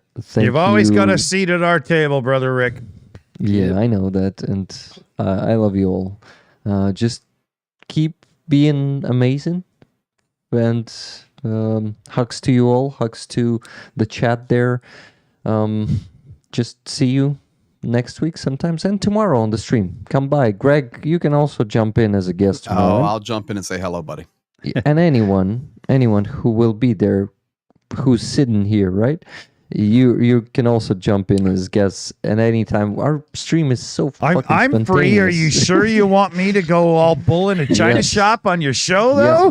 Yes, man. You can start swearing as hell because we don't have any censorship there. Even See that, Greg? He doesn't even try Greg to can curb say my something. style. Just kidding. Just kidding. Just kidding. Just kidding. Okay, guys. Once again, live long and prosper. Take care, brother. Rick. Eric. See you, man. Bye, guys. Love you. Awesome. Guys, unfortunately, I have to say goodbye too because my iPad is getting is dying too. Yeah. So that's the problem. Bummer, Guys, I'm really sorry I didn't charge it. But I hope you're doing great. Today, by the way, I visited a small town on the border with the Netherlands, and I met local fellas. Guys, German people are amazing, absolutely, and I had enormously great time today. So I would like to just share this energy with you guys and quoting Rick, love you, you are the best, and we'll see you next time, guys. Take care, brother Starsky. See you, bro. This show Bye, wouldn't be the Starsky. same without you, buddy. See you. Can't Good wait night. to talk to you soon. Take care. Good night. All right. Philip, one of my Ukrainian friends, actually, she's watching the show right now, and she sent me a message on the origin of why they're calling Simonian beaver. A beaver eater. Okay, Yeah, let's hear beaver it. eater. It is because on 30 December 2012, okay, Simonian, let me get this, sorry. Wait, She I'm sorry. tweeted Wait, was that 2012 Yeah. or 2022? 2012. 2012. Okay. She tweeted, for the first time in my life, I will cook a beaver. Questioned the connoisseurs. As a result, I will cook a beaver head with onions, carrots, and laurel for broth. Okay. I'm not sure this- I'm following this chat. So this screenshot is from what she tweeted back in 2012. And the Ukrainians keep receipts. Yeah, And that's why they're just like yeah. beaver I've met eater. her. I have met her 3 times in my life. I interviewed with her when I was in a tough spot in my career, and I was for a moment of weakness, I was considering joining RT as their Middle East correspondent. So I interviewed with her. I had a original and then a follow up, and then I was at a social event with her. She's not the sharpest tool in the shed. She's not I mean, not a you- very impressive person. More like a Phillips that works like a slut. I guess let's explain to her that not all of it's not the whole world isn't Brazil. Not everyone is eating food. God, I think we can get away with that. We're all right. very wrong. Let's see here. So, announcement here. Just heard from Andrew Mercado, and he's going to be popping in about 5 minutes or so. You can see I've turned Starsky's little hexagon into his, so he'll be in a minute. And on that note, I do believe it's time to switch it over to Dunk and get caught up on some of the amazing shout-outs and stuff from the fellow babies watching. Yeah, we can do that if you want. Let's have a looky. We have Canoe 23. No, we have already done that one. Sorry, Dunk. Bobby Pizzelli is a new member to the Shills Master. Papa Dutch sends in $10. Says, "You're welcome, Pete." Papa Dutch sends another 2. Says, Slava Kozaki. What are these names? Yurukano Senpai sends in €5. Yoda's broken. Like the band said in their song, "We will win this war." Papa Dutch sends another $10. Remember, every single one of those flags is a historic and priceless object. Thanks to Lucky Lukey Kuna. They're gifted 5 Shills. Did you just throw a spoon down the stairs? What was that? They do this on purpose. Papa Dutch sends another $2. Never piss off a raccoon, especially not the Vic? Yeah. Sorry, Dunk. 1 second. We got something going on in Ukraine right now. So, what's up? Yeah, give me full. Well, some of our vehicles and stuff are having some problems, but Zhenya, it right now.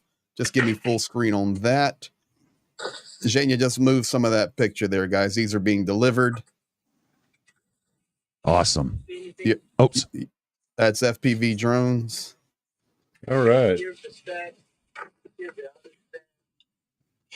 the batteries like this for the drone, for all of it. Battery stacks. So you're watching real time in Ukraine right now, guys. that's awesome. There, back to you. Yeah, I'm in the middle of something here. So. Run, Dunk, run. Oh, okay. Oh, no, you can come back to me later if you like. Well, I could go ahead and jump into a little bit of news right quick related to defense for Ukraine equipment. Yeah, we do have some, so we should get to it there. All right, so let's see here from Militarny, and I'll go ahead and just put the link in. Oh wait, yeah, I can put the link in chat in case anyone wants to check out the article. Right here we've got new video reveals Ukrainian fighter jet deploying French AASM 250 bomb. A video of the launch of the French AASM 250 guided bomb by Ukrainian fighter jet has appeared online. This was reported by Militarny. In the published in the published video, a Ukrainian fighter jet can be seen releasing a bomb from one of the left-wing hardpoints during the flight. Additionally, during a detailed review, similar ammunition installed under the right-wing console can be noticed. It's worth recalling that the first confirmed use of guided bombs of this type appeared on March 5th, 2024. So that was last month. So, at that time, a video was published showing an AASM 250 guided bomb with the inscription, "For the children of Odessa, with hate, with no respect." With the first information about the use of these munitions emerged in late February and early March. So I actually haven't kept up to date completely about this particular bomb, this munition delivered, from France to Ukraine. But I guess only very recently it was acquired. Greg or anyone else, does anyone happen to have any specific knowledge of this particular armament and its tactical use? On that one, I do not. Okay. Phil, do you? It rings a bell, but I don't know exactly. No, I'm just looking it up here. Okay. Yeah, I was about to do the same. Well, it is a guided bomb, so I'm assuming it's meant to be used to attack I'm looking at it here. Forces. Yeah, attack behind enemy lines. Which all-weather smart air-to-surface. Yeah, that's good. Yeah. Meant for both close air support and deep strike missions. Okay, very good. Yeah, I mean, that's kind of what we need. Yeah, well, hopefully... So I'm all for it. Hopefully it wasn't just a few, and hopefully there are actually a decent number that have been actually delivered at this point. But, news like this, we need to see more of this, and we need to see it in more than just a trickle. So I'm glad to see that there are a few countries in Europe. France has actually kind of been stepping up its involvement in a few places, Yes, not just Ukraine, but actually a few places across the continent and actually the world here recently in the last year or so, definitely. So One thing that I do want to ask also, Greg. Sorry to interrupt. Several hundred. Macron has announced France would be providing several hundred AASM Hammer precision-guided weapons to Ukraine. That was earlier this year, January of this year. So hundreds. Do we know? Hundreds. Yeah, Do we it's know when they will arrive? Well, they're here now, apparently. They're there. Oh, okay. Okay. All right. It's kind of the equivalent of a U.S. JSOW or Joint Standoff Weapon. Okay. Okay. Now that I'm familiar with. Yeah. Well, several Reach out and hundred- touch someone. Yeah. You know, it's not something you're going to use for really deep strikes, but Haven't it's heard of that something in a that while. you can use in the mid-range targeting. Okay, but not a replacement, of course. Close air support. Close air support. Okay. Right, Okay. right. But of course not a replacement for the artillery that's desperately needed. Oh, Just yeah. a nice supplement, basically. Okay. Well, I guess that kind of brings me into my next question. Greg, especially since you've been up and down the front line, have you noticed how are things with digging defenses right now? Like really digging as many as possible with the enemy. Yeah, coming? that's easy to answer. First of all, they are building defensive lines proper for the first time since the war began. This was one of the changes in strategy when Syrskyi took over for Zaluzhny. So this was a big change. Not that Zaluzhny did a poor job, but they just were not prepared properly. That's why we lost so much ground out of Avdiivka when they broke through there. Defensive lines were non-existent. Unfortunately, I've been in many of these defensive lines that are now created, checking them out. And unfortunately, they are not at the front lines. So they are anywhere between 20 and 70 kilometers from the front lines. Yeah. So you guys do your own thinking on that. This is not too hard to comprehend. The next major defensive position, for example, the guys on Robotny, I can tell you down there, if Rika falls, the next defensive position is about 50 kilometers backwards. So this is why the supply of munitions to Ukraine needs to happen yesterday, because they will have to give up land to save their soldiers' lives. That's right. You know, we call it in American football terms, you back up and punt. And I've been calling this for a few weeks now. There are some places we're going to have to back up and punt. Guys, I'm telling you right now, Chasiv Yar is gone. Okay. It may not be technically gone, but it's done. Just trust me on that. It's going to be a few weeks before you see it, but we told you Avdiivka was falling 6 weeks before it fell because we already knew. And the same thing is happening there, but this time at least, defensive positions are there. The areas around Konstantinivka, that what I call the circle road, Konstantinivka, Druzhkivka, Kramatorsk, and Slavyansk, much better defended. It's the high ground. Ukraine will do a phenomenal job there, and they need to be very strong there. We need supply in that loop yesterday, because that's how they can hold out the Donetsk region there. Down below that, it's very, very open farmland. And you get down near Krasnogorivka, pushing over towards Karakova. Guys, it's going to be very difficult to hold that because there's no positions to hold. There's very few little villages there with not many structures. You have massive fields, and that's why it becomes like one of those World War I hamburger zones that you see. You know, it is. The absence of artillery is what is the problem there. So the next defensive lines that are in, and it's not public information. You can go look at it on satellite. They're you know, that 20 to 70 kilometer range away from the current zero line. So that distance is that because of enemy fire control? Can't That's correct. You can't Okay. go any closer there because they'll just smash them. I mean, we've already lost quite a few private workers.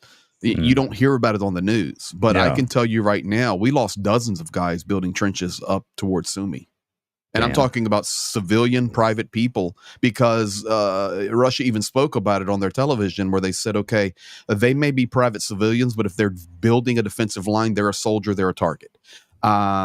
So there's a lot of that stuff happens. You will never see it on the news, but it has happened and will continue to happen. That's why a lot of these lines are being built. And now, for the first time, they're actually building them properly with the proper reinforcements, because they didn't have to do it on such a quick basis.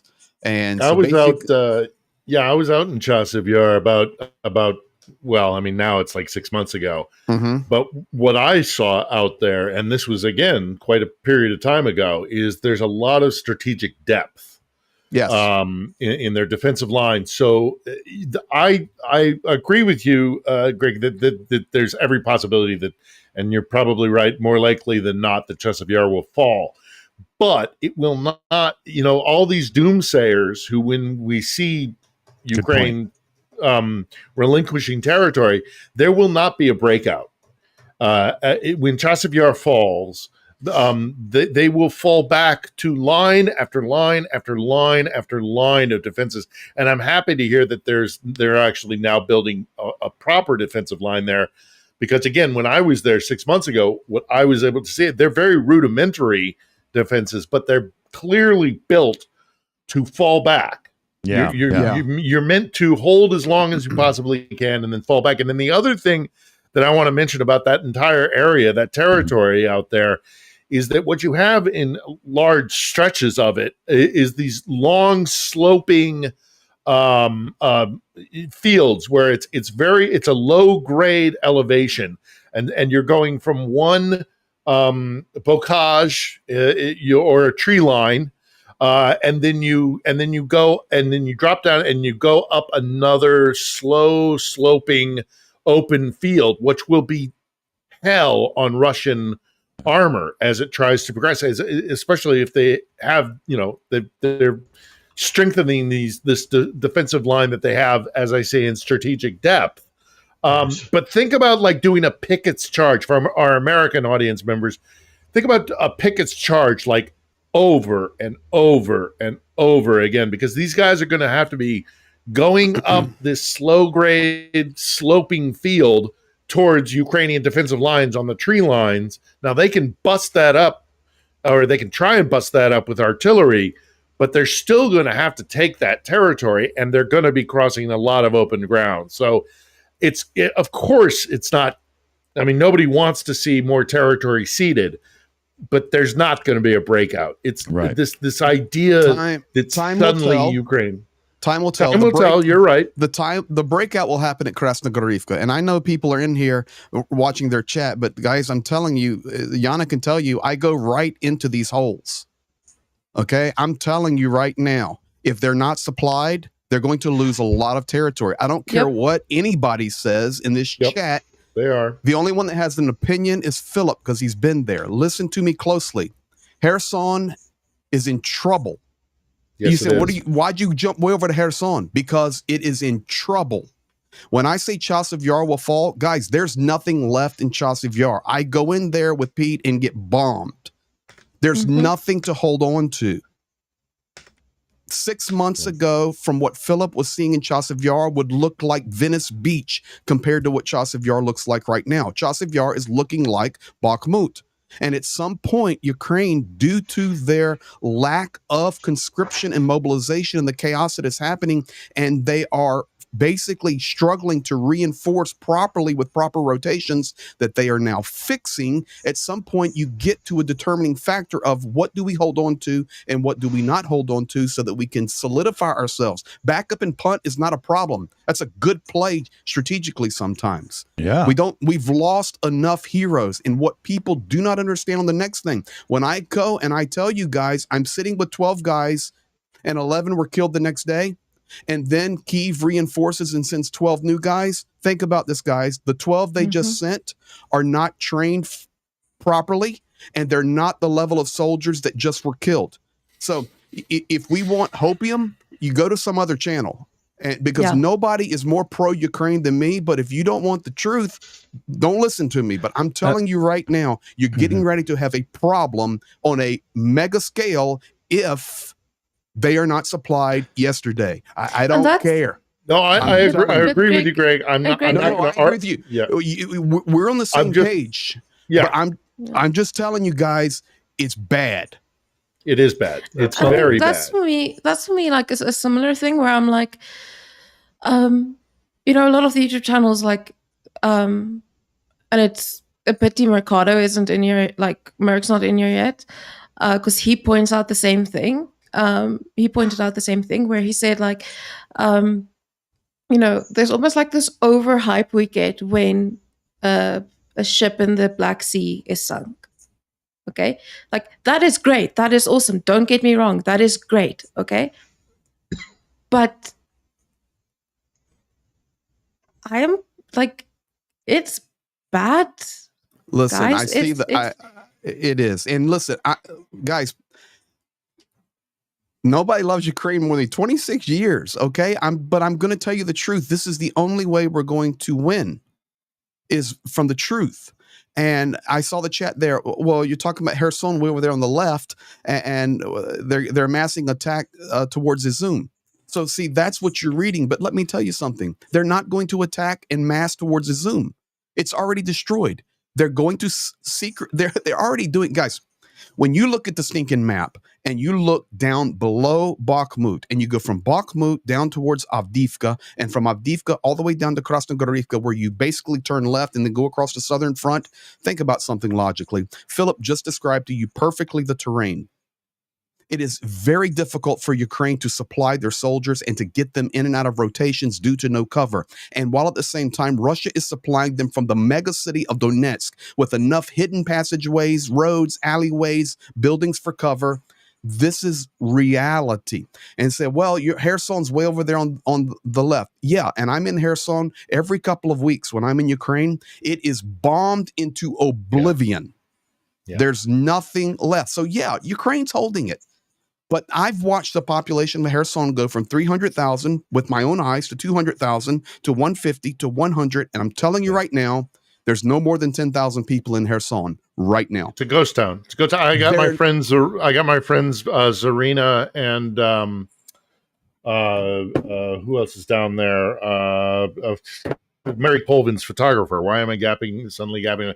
Anyhow, they're down in Kherson, and it's terrible. When I was there, it was a ghost town. It is like an apocalypse when you go in there. So yes, Ukraine holds that territory, of course. But guys, Greg, I'm trying. I'm sorry, but just Secular Sky, I'm trying my best, and I am not defeatism. I'm getting ready to put my tail on a plane and go right back to Chasiv Yar in a month. Okay? Yep. There's no defeatism here. But I personally believe, unless the true situation of the front line is displayed, that the support will continue to be slow arriving, especially in lieu of the political landscape and now hundreds of drones on the way to Israel. It will not help. Yeah. Yep. Yeah. Well, no, I'm not one for hopium either, but I'm also, and I'm trying to find an equilibrium between, I don't want to fall into defeatism, but I'm trying to find an equilibrium with it. One thing that does give me hope, and I don't think it falls into hopium, is the fact that they're not going to take a major metropolitan center. They are never going to take Odessa. I've been to Odessa numerous times during this conflict. And what they don't understand, the Russians, is that Odessa is lost to them forever. And that is a significant blow to them. I think the Russians, having lived in Russia, have a capacity for taking casualties. They will soak up blood. What the thing that will break Russia and will break the Kremlin is loss of prestige, of the realization that what Catherine built has been lost to them forever. And that will be, it's you put Crimea on the table, if we can get to that point. And again, I realize at this particular moment in time, we're on our back foot. But Odessa will never be Russian again. Kharkiv will never be Russian again. They don't have the capacity to take those cities. They can take a place like Chasiv Yar. They can take a Bakhmut. They can even, at the beginning of the war, take a place like Mariupol. Think about them trying to take the second largest city in Ukraine. And what they had to go through to get Mariupol will be a factor of 10 or 100 when it comes to a place like Kharkiv or Odessa. So while we can't give in to hope, like cling on to false hope, we also can't fall into defeatism. And I get 100% where you're coming from there, Greg, because unless the tap is turned back on, and I'm looking at you, Mike Johnson, there's going to be a lot more. And Johnny, you're 100% right. It's every day that we dither in the West, more Ukrainians will die. But the end result, and this is not hopium, I believe this 100%. The end result will still be the same. There will be a Ukraine at the end of this, and Russia will break its back against the anvil of Ukraine, because it's without Ukraine, which they have lost. They're not getting it back. They might get the Donbass, they might get vast stretches of land, but they're not going to take Ukraine. And without the cornerstone of their empire, which Ukraine is, they're going to have to start looking in the mirror, because they don't know who they are if they are not empire. And once that, it's not a matter of casualties. It's a matter of the realization that Ukraine will never be Russian again. It will never fall under the thumb of Moscow again. And that will be devastating to them. It's not the body count. It's the prestige. I completely agree with you there, Phil, on that, well, not just sentiment, but that analysis of what kind of factors actually can potentially break the Russian system over time in the future. One thing that I'm wanting to know, this is what I always end up coming back to, because I do wholeheartedly believe at the end of the day, regardless of the timeline, Ukraine will be victorious in this at the end. What I always feel concerned about is this. At what point are we reaching a point where this war, this conflict, we can see it and say it's been won by Ukraine, versus this becoming something that the next generation has to come back to? Because a loss of territory, that's not something that gets forgotten. It's something that will linger for decades. Crimea, Donbass. I can help you with that answer. First of all, there is a difference in the quality of soldiers between Ukraine and Russia. Ukrainian soldiers and heroes are at a much higher level. They are incredible soldiers that are fighting for their homeland. But if the Lone Ranger does not have bullets in his belt, he ceases to be the Lone Ranger. Okay? They need, as Johnny Pierce would say, stuff. That's a fact. And without that, it is going to be a challenge to hold things as is. Now, additionally, we're discussing there will be a Ukraine. I agree completely, Phil, 100%. The question is, what will that Ukraine look like? And my concern is this, guys, and this is directly from hundreds and hundreds and hundreds of frontline soldiers as I sit with them, sleep with them, drink tea with them, eat with them. Greg, we will not quit. No matter what. Yeah. We will not quit. I said, okay, why will you not quit? There's 3 reasons we will not quit. First of all, number 1, and ranked in order, number 3. Number 3, we're fighting for our children and our grandchildren. That's number 3. Number 2, we are fighting for our Ukraine, our sovereign borders, 1991. Remember that. Okay, well, if those 2 are 3 and 2, what in the heck is number 1 then? Because we made a pact, P-A-C-T, and a bond with Oleg and Igor and Pasha and Natalia, and they're all dead. And I will not turn my back on my promise to my fallen heroes. I'm fighting until the end. We will not concede. Period. And I've heard that story from Chernihiv to Sumy to Kharkiv to Kupiansk to the Bakhmut, Chasiv Yar region, down to Krasnogorivka, Orikhiv, Roboltny, all the way down to Kherson. The entire front line, every soldier says the same thing. I'm fighting for my fallen brother, number one.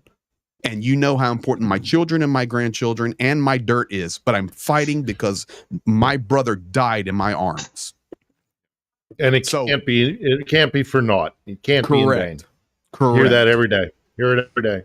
Every day. So they're not going to quit. So Phil, we're on a complete agreement. They must be supplied. Yeah. We either stand by and watch a genocide, or we get our thumb out of our backside and start. Those are really our only two alternatives. Is we either sit by and break promises and break. We guarantee. He said, give up your nukes, and we will guarantee your sovereignty. It will be a betrayal on a mass. I mean, I've heard people talk that it might break NATO if that's the way that this goes, that sort of thing. I agree with you, Greg. We are in a dark place right now. We're in a very, very difficult spot. And I don't want to be grabbing at hopium, but I still firmly believe, because I talk to Ukrainians on a daily basis, and I talk to the woman who sells me my pickles. Okay, I love a good pickle. All right? And there's a lovely woman who sells me these like slightly salted, they're almost fresh pickles. They're delicious. This woman is saying to me, if I have to, I'm going to start, making Molotov cocktails. Every person they will man the ramparts. Russia has no idea what it's facing because they don't understand Ukraine or Ukrainians. They really are that deluded to think that, they're just another form of Russian. It's a mass delusion, and they don't understand what they're facing here. And while, yes, they continue to take territory because we are being so feckless, and we are not arming these people. Again, the mantra here is, I'm not asking you to fight for me. I'm just asking you to provide me the weaponry, and I'll fight for myself. That mentality is alive and well here. And if they tried it, they could take a place like Chasiv Yar. They could take Avdiivka, try and take Kharkiv. And now Kherson is a different story, and that's complicated. But I think it's really important. They'll never take Kharkiv, and they'll never take Odessa. It is. That's a city under siege. And it's a ghost town. Correct. It's a ghost town. And on that, actually, I have this book by Russian Colonialism 101 by Maxim Merestavy. Oh, yeah. And in his foreword, the last paragraph of his foreword, he just says, Ukrainians are not the only people who have suffered continuously from unprovoked Russian aggression and land stealing, but we believe that the cycle of unpunished Russian imperialism and colonialism has to stop with us. And I think that is also another factor that ties in. So I'm busy reading the book. Joker Dudayev was right.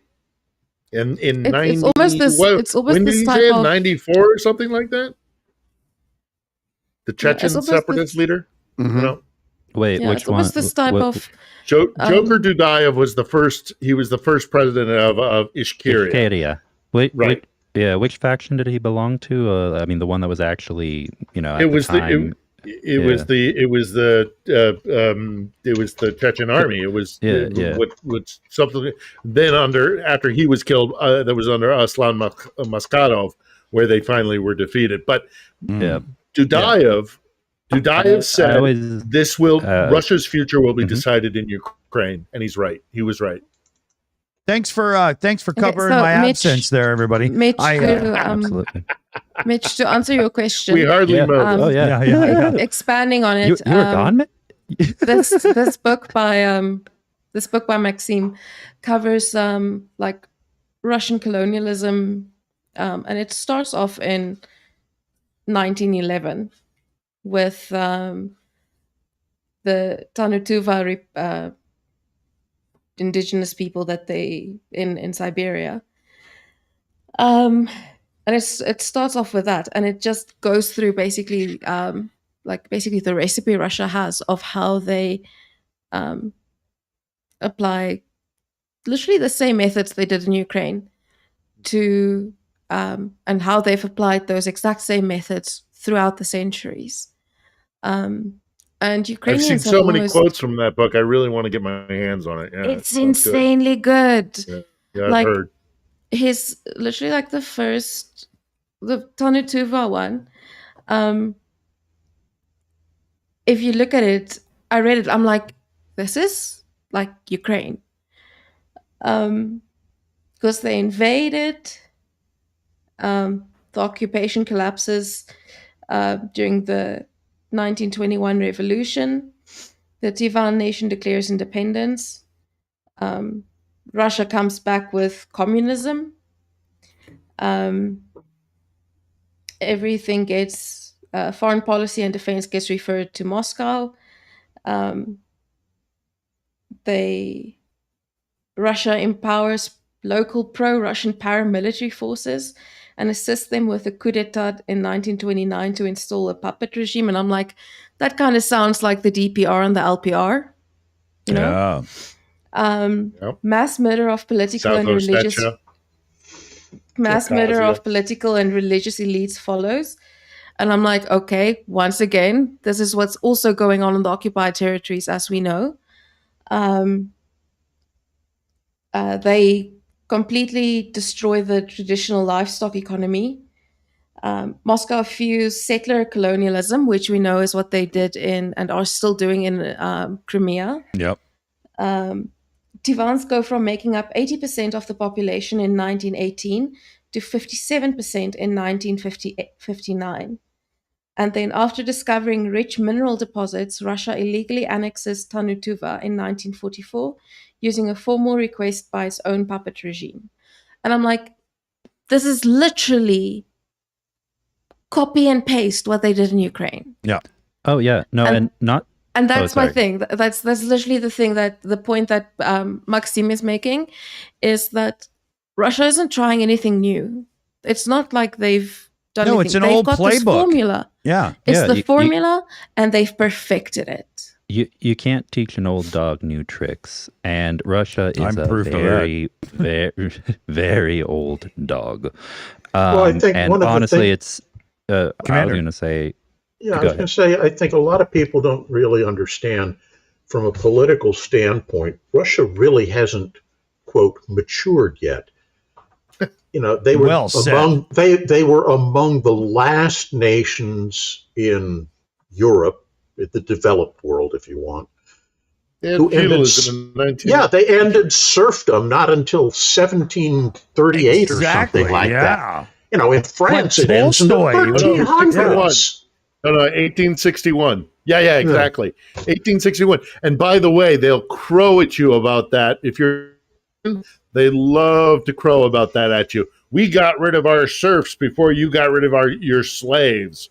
Right. Shows how superior we are. It's like, well, you had feudalism until 1861. I wouldn't be, not that we should be proud of the way chattel slavery, but and even that, it hasn't gone really progressed much from there, because you started with, the czars and the boyars, and then you went to the commissars and the central committee, and today you've got the president and the oligarchs. Yeah. It's the same, very structured. Same thing. Yeah, it's new names for the same people. There's a 19th century Russian satirist, Mikhail Saltykov, who famously said, and it's apparently might be apocryphal, but he still said it in like 840 something. He said, "I could fall asleep for 100 years, wake up, and I will tell you what is happening in Russia: drinking and corruption." Yep. Literally. Yeah. This is the thing that kills me, guys. This is the thing that kills me, guys, is having lived on both sides of this cultural and this divide between Russia and Ukraine, is that Russia, it will not change unless it's forced to, unless it has to. And that's why this battle is so important. This war is so important. And for the Russians themselves is they're going to be forced to look in the mirror. And that's something, when I lived there in the 90s, I remember it quite clearly. They would say, oh, we need a strong man. We need a Putin. They wanted a Putin. Yeah, they wanted a Tiger Rider. Had this. Yeah, they've always had this mentality. Yeah, and you're absolutely right, Commander. That they have not put on their big boy pants yet. They're just not changing. They refuse to change. Yeah, exactly. And you look at it. It is going to be hard. There's a very brief period after the end of the Soviet Union where they start vilifying Stalin for being a horrible, oppressive monster. Look at it now. And then very, very quickly they go back to, oh no, he was the greatest leader we've ever had, which is where he is today. It's like the French Revolution ending with Napoleon. The only thing they understand is strength and power. They don't care about quality of life. They don't care about any of that. No. It's all we are a major power because we have oppressive. Yeah, you are the servant of the state, and the leader is only a powerful leader because he oppresses the people and keeps it in order. And not only that, but one very important part of it that we still see to this day is not only the people currently under your reign, but other people actually goes out and conquers and forces others into the fold. That's a big part of the Russian mentality too. Yana was saying something earlier about a description of the coup d'etat back in the 1920s and comparing it to the LPR and DPR. I got one name and two events that show it goes back way before even that. Yanukovych, Orange Revolution, Revolution of Dignity. And it's not just Ukraine. They expect they expect as though it's prophecy to do the same in Tbilisi, in Georgia, to do the same in Moldova, in Chisinau. There's just this mentality of, Ruski Mir is like manifest destiny, and the world is fucking tired of it. Yeah. Thankfully. I mean, but also you look at the last time. Not the last time, but 2 times ago when Ukraine tried an independence movement and they were betrayed by one of their own. I mean, this is something that the Kremlin take the money and run, right? That's right. I mean, I am sat not more than 5 miles away from the Arsenal here in Kiev, which because of a guy who was bought and paid for by the Kremlin. He kept all the weaponry locked up in the arsenal until the Bolsheviks could arrive. They're very good at this. They're very, very good at expansion and masters of bullshit. But it's all for naught, though. It's all for naught unless they solve their problems at home, because people aren't going to accept it. Ukrainians aren't going to accept it. Hell no. Europeans won't accept it. They're really a very sick, deluded society. And I say that not out of, and we've lost our Ukrainians because they would probably argue with me about this, but I have Russian friends, and I genuinely hope that when they lose this war, it will be that shock to the system that makes them, stand up and clean it up. Really hard work. Yeah. It's going to be very difficult to do, but you can't keep kicking the can down the road. And Russia's history repeats. Yeah, you got to break the cycle. That's actually an interesting point that you bring up, because Prof. Timothy Snyder made a point on that at specific seminar or somewhere, where he said the problem with Russia actually was they never owned up to their role in they've never kind of in their mind properly lost a war, and they never owned up to their role in World War II. And the fact that they've been able to paint themselves as the ultimate victors of World War II has led them to this point where they can kind of claim this almost moral high ground in a sense. And he says the fact that Germany went out and said, you know what, yes, we own up to our mistakes and everything, and Russia has just basically Russia ignores that entire couple of that start where they were collaborated with the Nazis. They ignore that. To them, that doesn't exist. They have a whole narrative for it. They have a whole narrative. But I mean, I've spoken to some Russians, and if I bring that up, I'm told like, no, that's a lie. That never happened. Ribbentrop. Yeah, I've had that argument. Yeah, like that's a lie. That never happened. That is the West twisting history. I've had that conversation with Russians who have. Yeah, I'm like, okay, cool, bro. Yeah, nice story.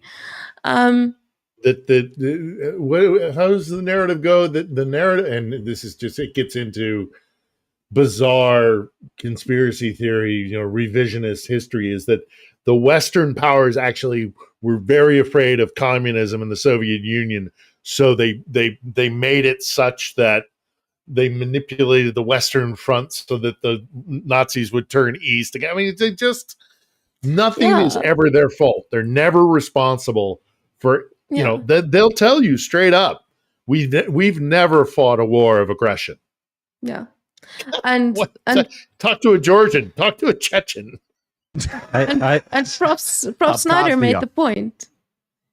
And Prof Snyder made the point, and he said, you know what, the fact that they've never owned up to that and never had to deal with the fact that they had played this role meant they never had to, come to grips with the crimes that they've done.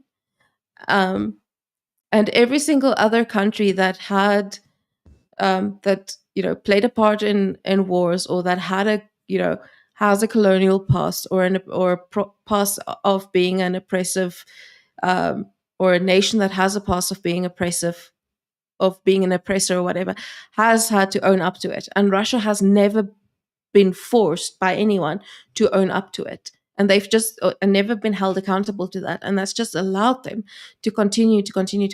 And I think, I don't remember who it was, but someone said that Putin was genuinely shocked by when people were upset by, when the rest of the world was upset with the full-scale invasion of Ukraine, because he was expecting it to be like when he annexed Crimea. He was expecting the same kind of like... It's the same thing as the Anschluss of Austria by the Nazis. Yeah. They just expected they'd roll in and be welcomed with flowers and throngs, and it just never entered their mind that they would be opposed. Well, and that fact that it never even enters the mind, I think it highlights a certain sociopolitical hubris, yes, but also, how do I put this? Almost like this subconscious societal attitude or socio-political strategy among ruling elites in Russia.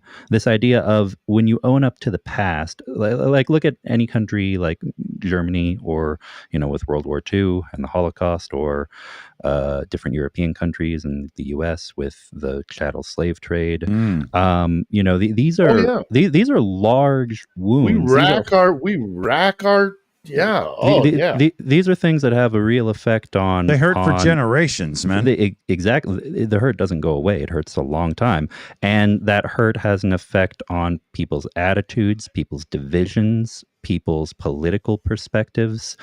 And so I think there's almost this idea in Russia of, if we want, like this almost fascist, authoritarian, subconscious attitude of, if we want true strength, true unity, we want to be, quote unquote, the strong man, the great country, we can't own up to any of it. We did nothing wrong. We're perfect all the time, forever. Did you guys see the thing? Japanese leader there, what's his nuts? He came out and he was like, I sense fear in the American populace right now, and I do believe that you have to get back to your leadership role, like at the end of World War II and stuff, and start stepping in with a heavy foot. What's going on? You guys have to get that attitude back in the populace. Let's go. And I was shocked that of all people, I mean, what's his name, Marcon there, France guy, France leader. I love his energy, right? He's just like, get boots on the ground, let's go. But I mean, for that to be coming from Japan, come on, people, let's listen. Oh, yeah, no, absolutely. In fact, I've got a brief summary of a news segment. I'm not going to read the actual article, keep it super brief, but I'll just read this quick summary I've got. In Washington, April 12th, an unprecedented series of foreign officials, including from Japan, Great Britain, and Italy, have visited Washington over the past several months and appealed to congressional Republicans to approve more military aid for Ukraine. But those lawmakers may listen to a different voice entirely. Former president and current Republican presidential candidate Donald Trump. Japanese Prime Minister Fumio Kishida used an address to a joint meeting of Congress on Thursday to urge lawmakers to overcome self-doubt about the country's role on the world stage, warning that Ukraine's hopes would collapse without U.S. support. And this is coming from multiple world leaders. Yes. Okay, this is not something that can wait, everybody. And as private citizens, if you know anyone of influence, political or otherwise, who can speak out about this, we really need to rally. And I mean, being a Canadian, it's not like we're the people that have huge stores to offer and stuff, but even Canada could do better. Come on. That's just how it is, right? We must have maple syrup we could send over for pancakes somewhere. You got it's like, you're absolutely 100% right about their mentality. They've never done anything wrong, and they are always the victim. It is always the aggressor coming to us, which, look at their history. There's a reason for it. It's, but still they are really in some ways strongly deluded. I mean, when I lived in Russia, it would be, you put a couple drinks in them, because again, it's all about drinking corruption in Russia, right? But you put a couple drinks in them and they know exactly what the problems are with their own country. They know it precisely, and they know what needs to be done. They just don't have the will to do it, because they're going to have to transform their entire society. And it's going to be really, really a difficult thing to do, but it's time to do it. And if it's losing Ukraine that forces them to do it, then all the better. Yeah, sorry. I just want to. Yana. I just want to talk to the people in chat who's been looking at the book link for Russian Colonialism 101 and saying how they're struggling to get it in their countries. The thing is, Maxim has actually said on Twitter that he was struggling to get people to actually print this book, because they said there's more than enough material on Russia. Why do we need another voice? Okay, that's literally what they said. We can offer a digital version, but you got to donate $10 to Project Constantine to get it. No, but I mean, his whole thing is it's the and so there was that entire problem. There's the problem that he was struggling to get. He couldn't get an English publisher for his book. No English speaking or no publisher wanted to take up his book and publish it in English, because they said there's no point in doing it. That's bullshit. Eventually he found someone who would do it, but no one wanted to take up this book and print it, because they said there wouldn't be a market for it, and there's no point. And you know what we should do? It's just insane. We should do a reading with the Shills, chapter 1, and we'll just all take turns doing paragraphs. So chat, that's why you're struggling to get the book, and that is why it is that's why you're the shipping is so expensive. When he first released it, the English versions were only available on pre-order. I don't know if it's changed yet, but it was only available on pre-order because they were told, you know what, you're not going to get people who want to read this book because there are enough stuff online about available about Russia. I mean, it's quite disgusting. I mean, it's like, yeah. That's so despair.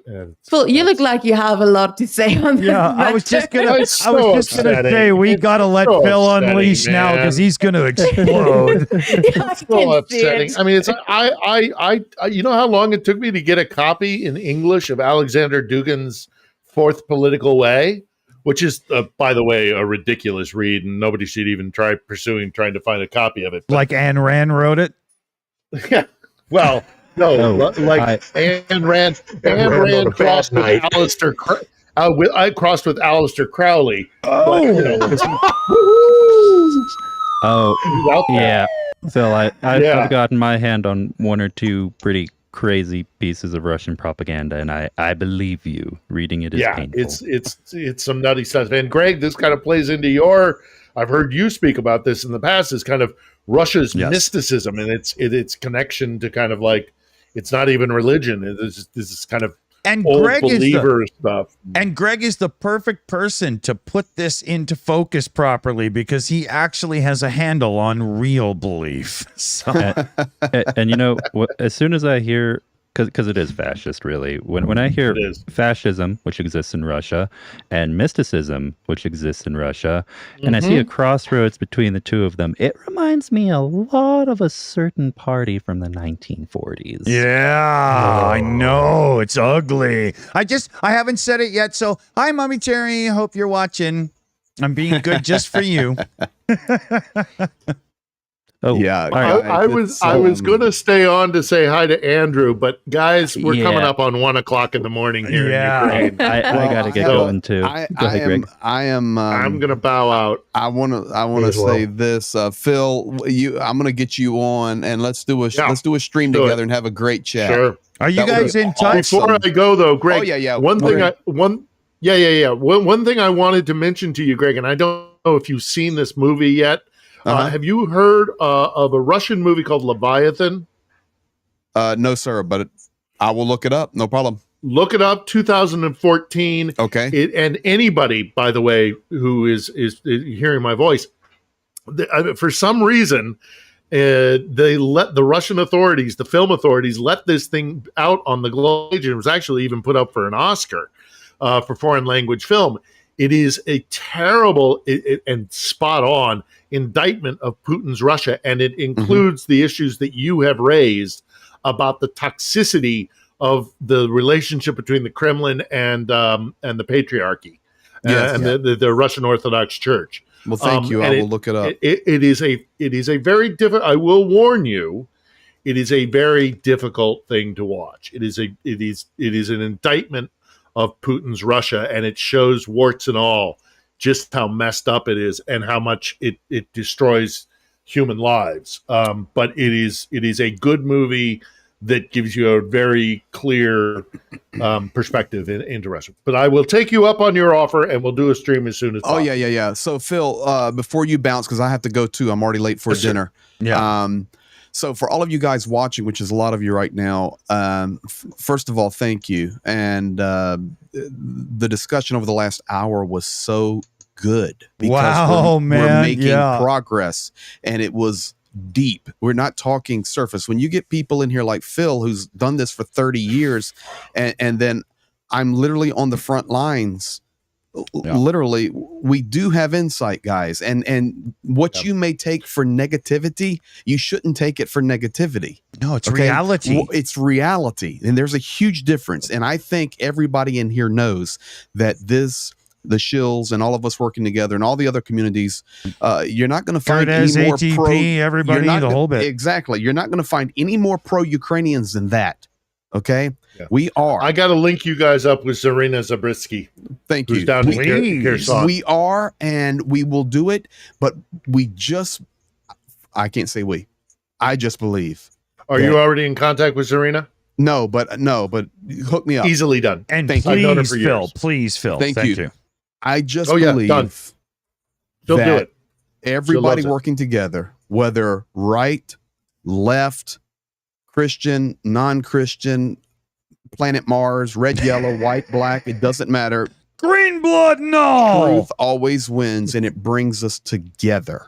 And I just want to thank you guys. We all are working together for the same thing. And I'll tell you what, that's how victory comes. So I thank all of you guys for being here tonight. We're all doing our best.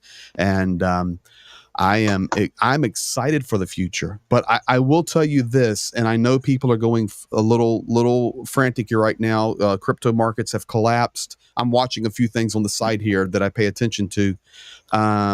And listen to me closely. If you are not an American, I'm gonna give you an insight into culture right now. The Masters, which is a golf tournament, the most famous golf tournament in the world. That's where you get a Shills jacket.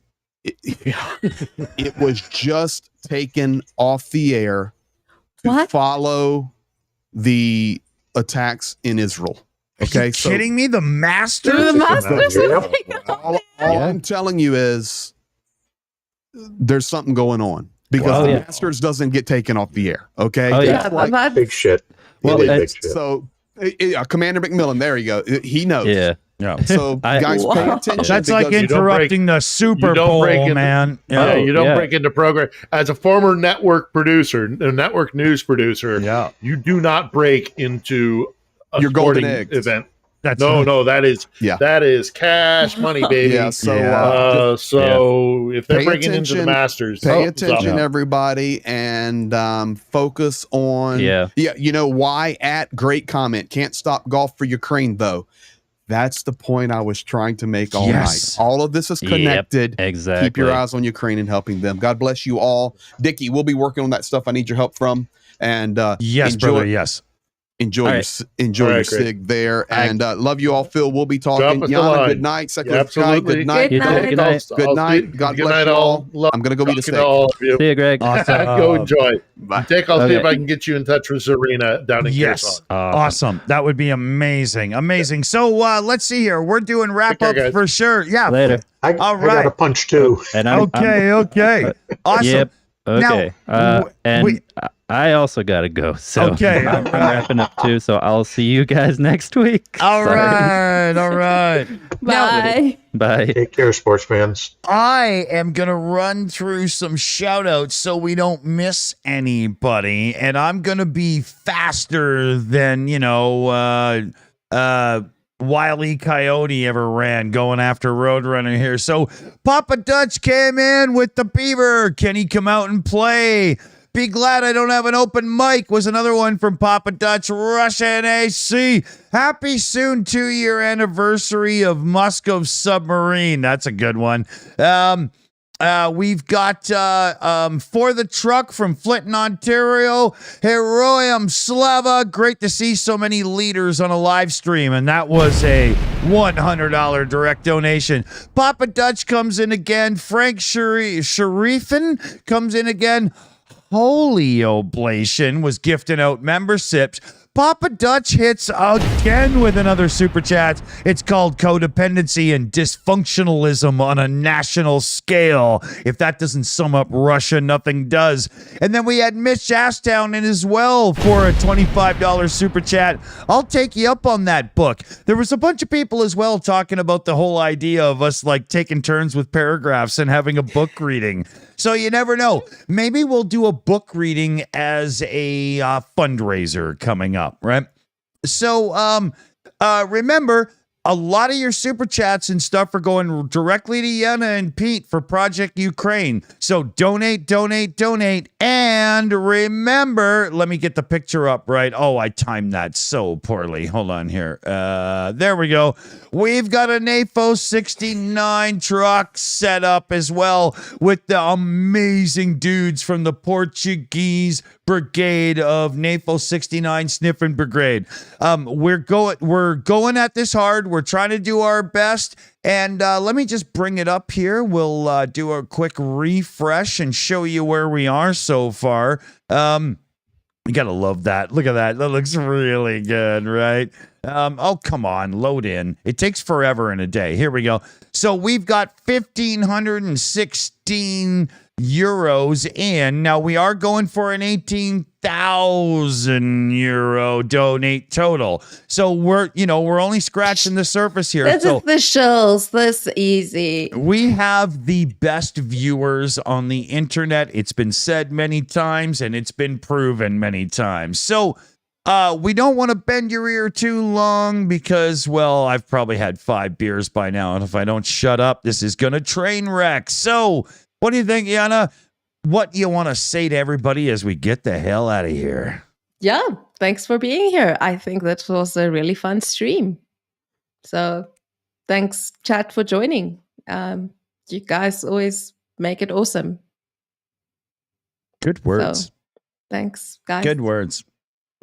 She sums it up quicker than I do because I always stumble over my own feet. Putin throws in with a super chat as well.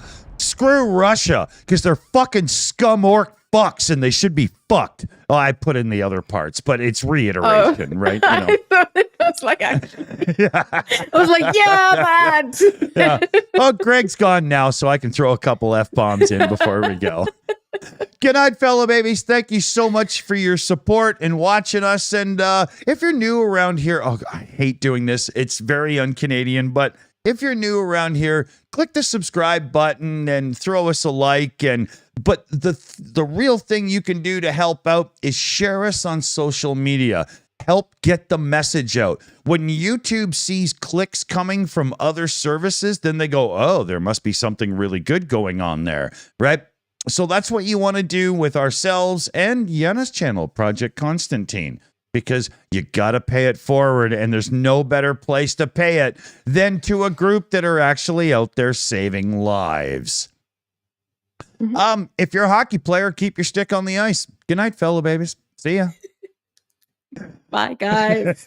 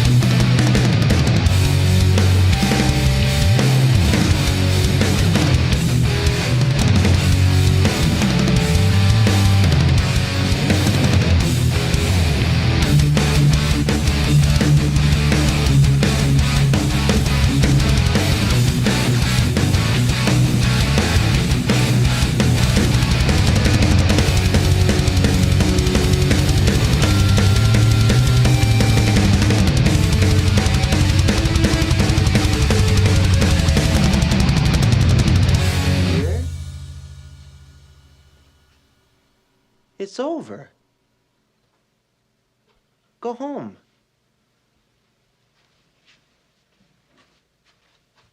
Go.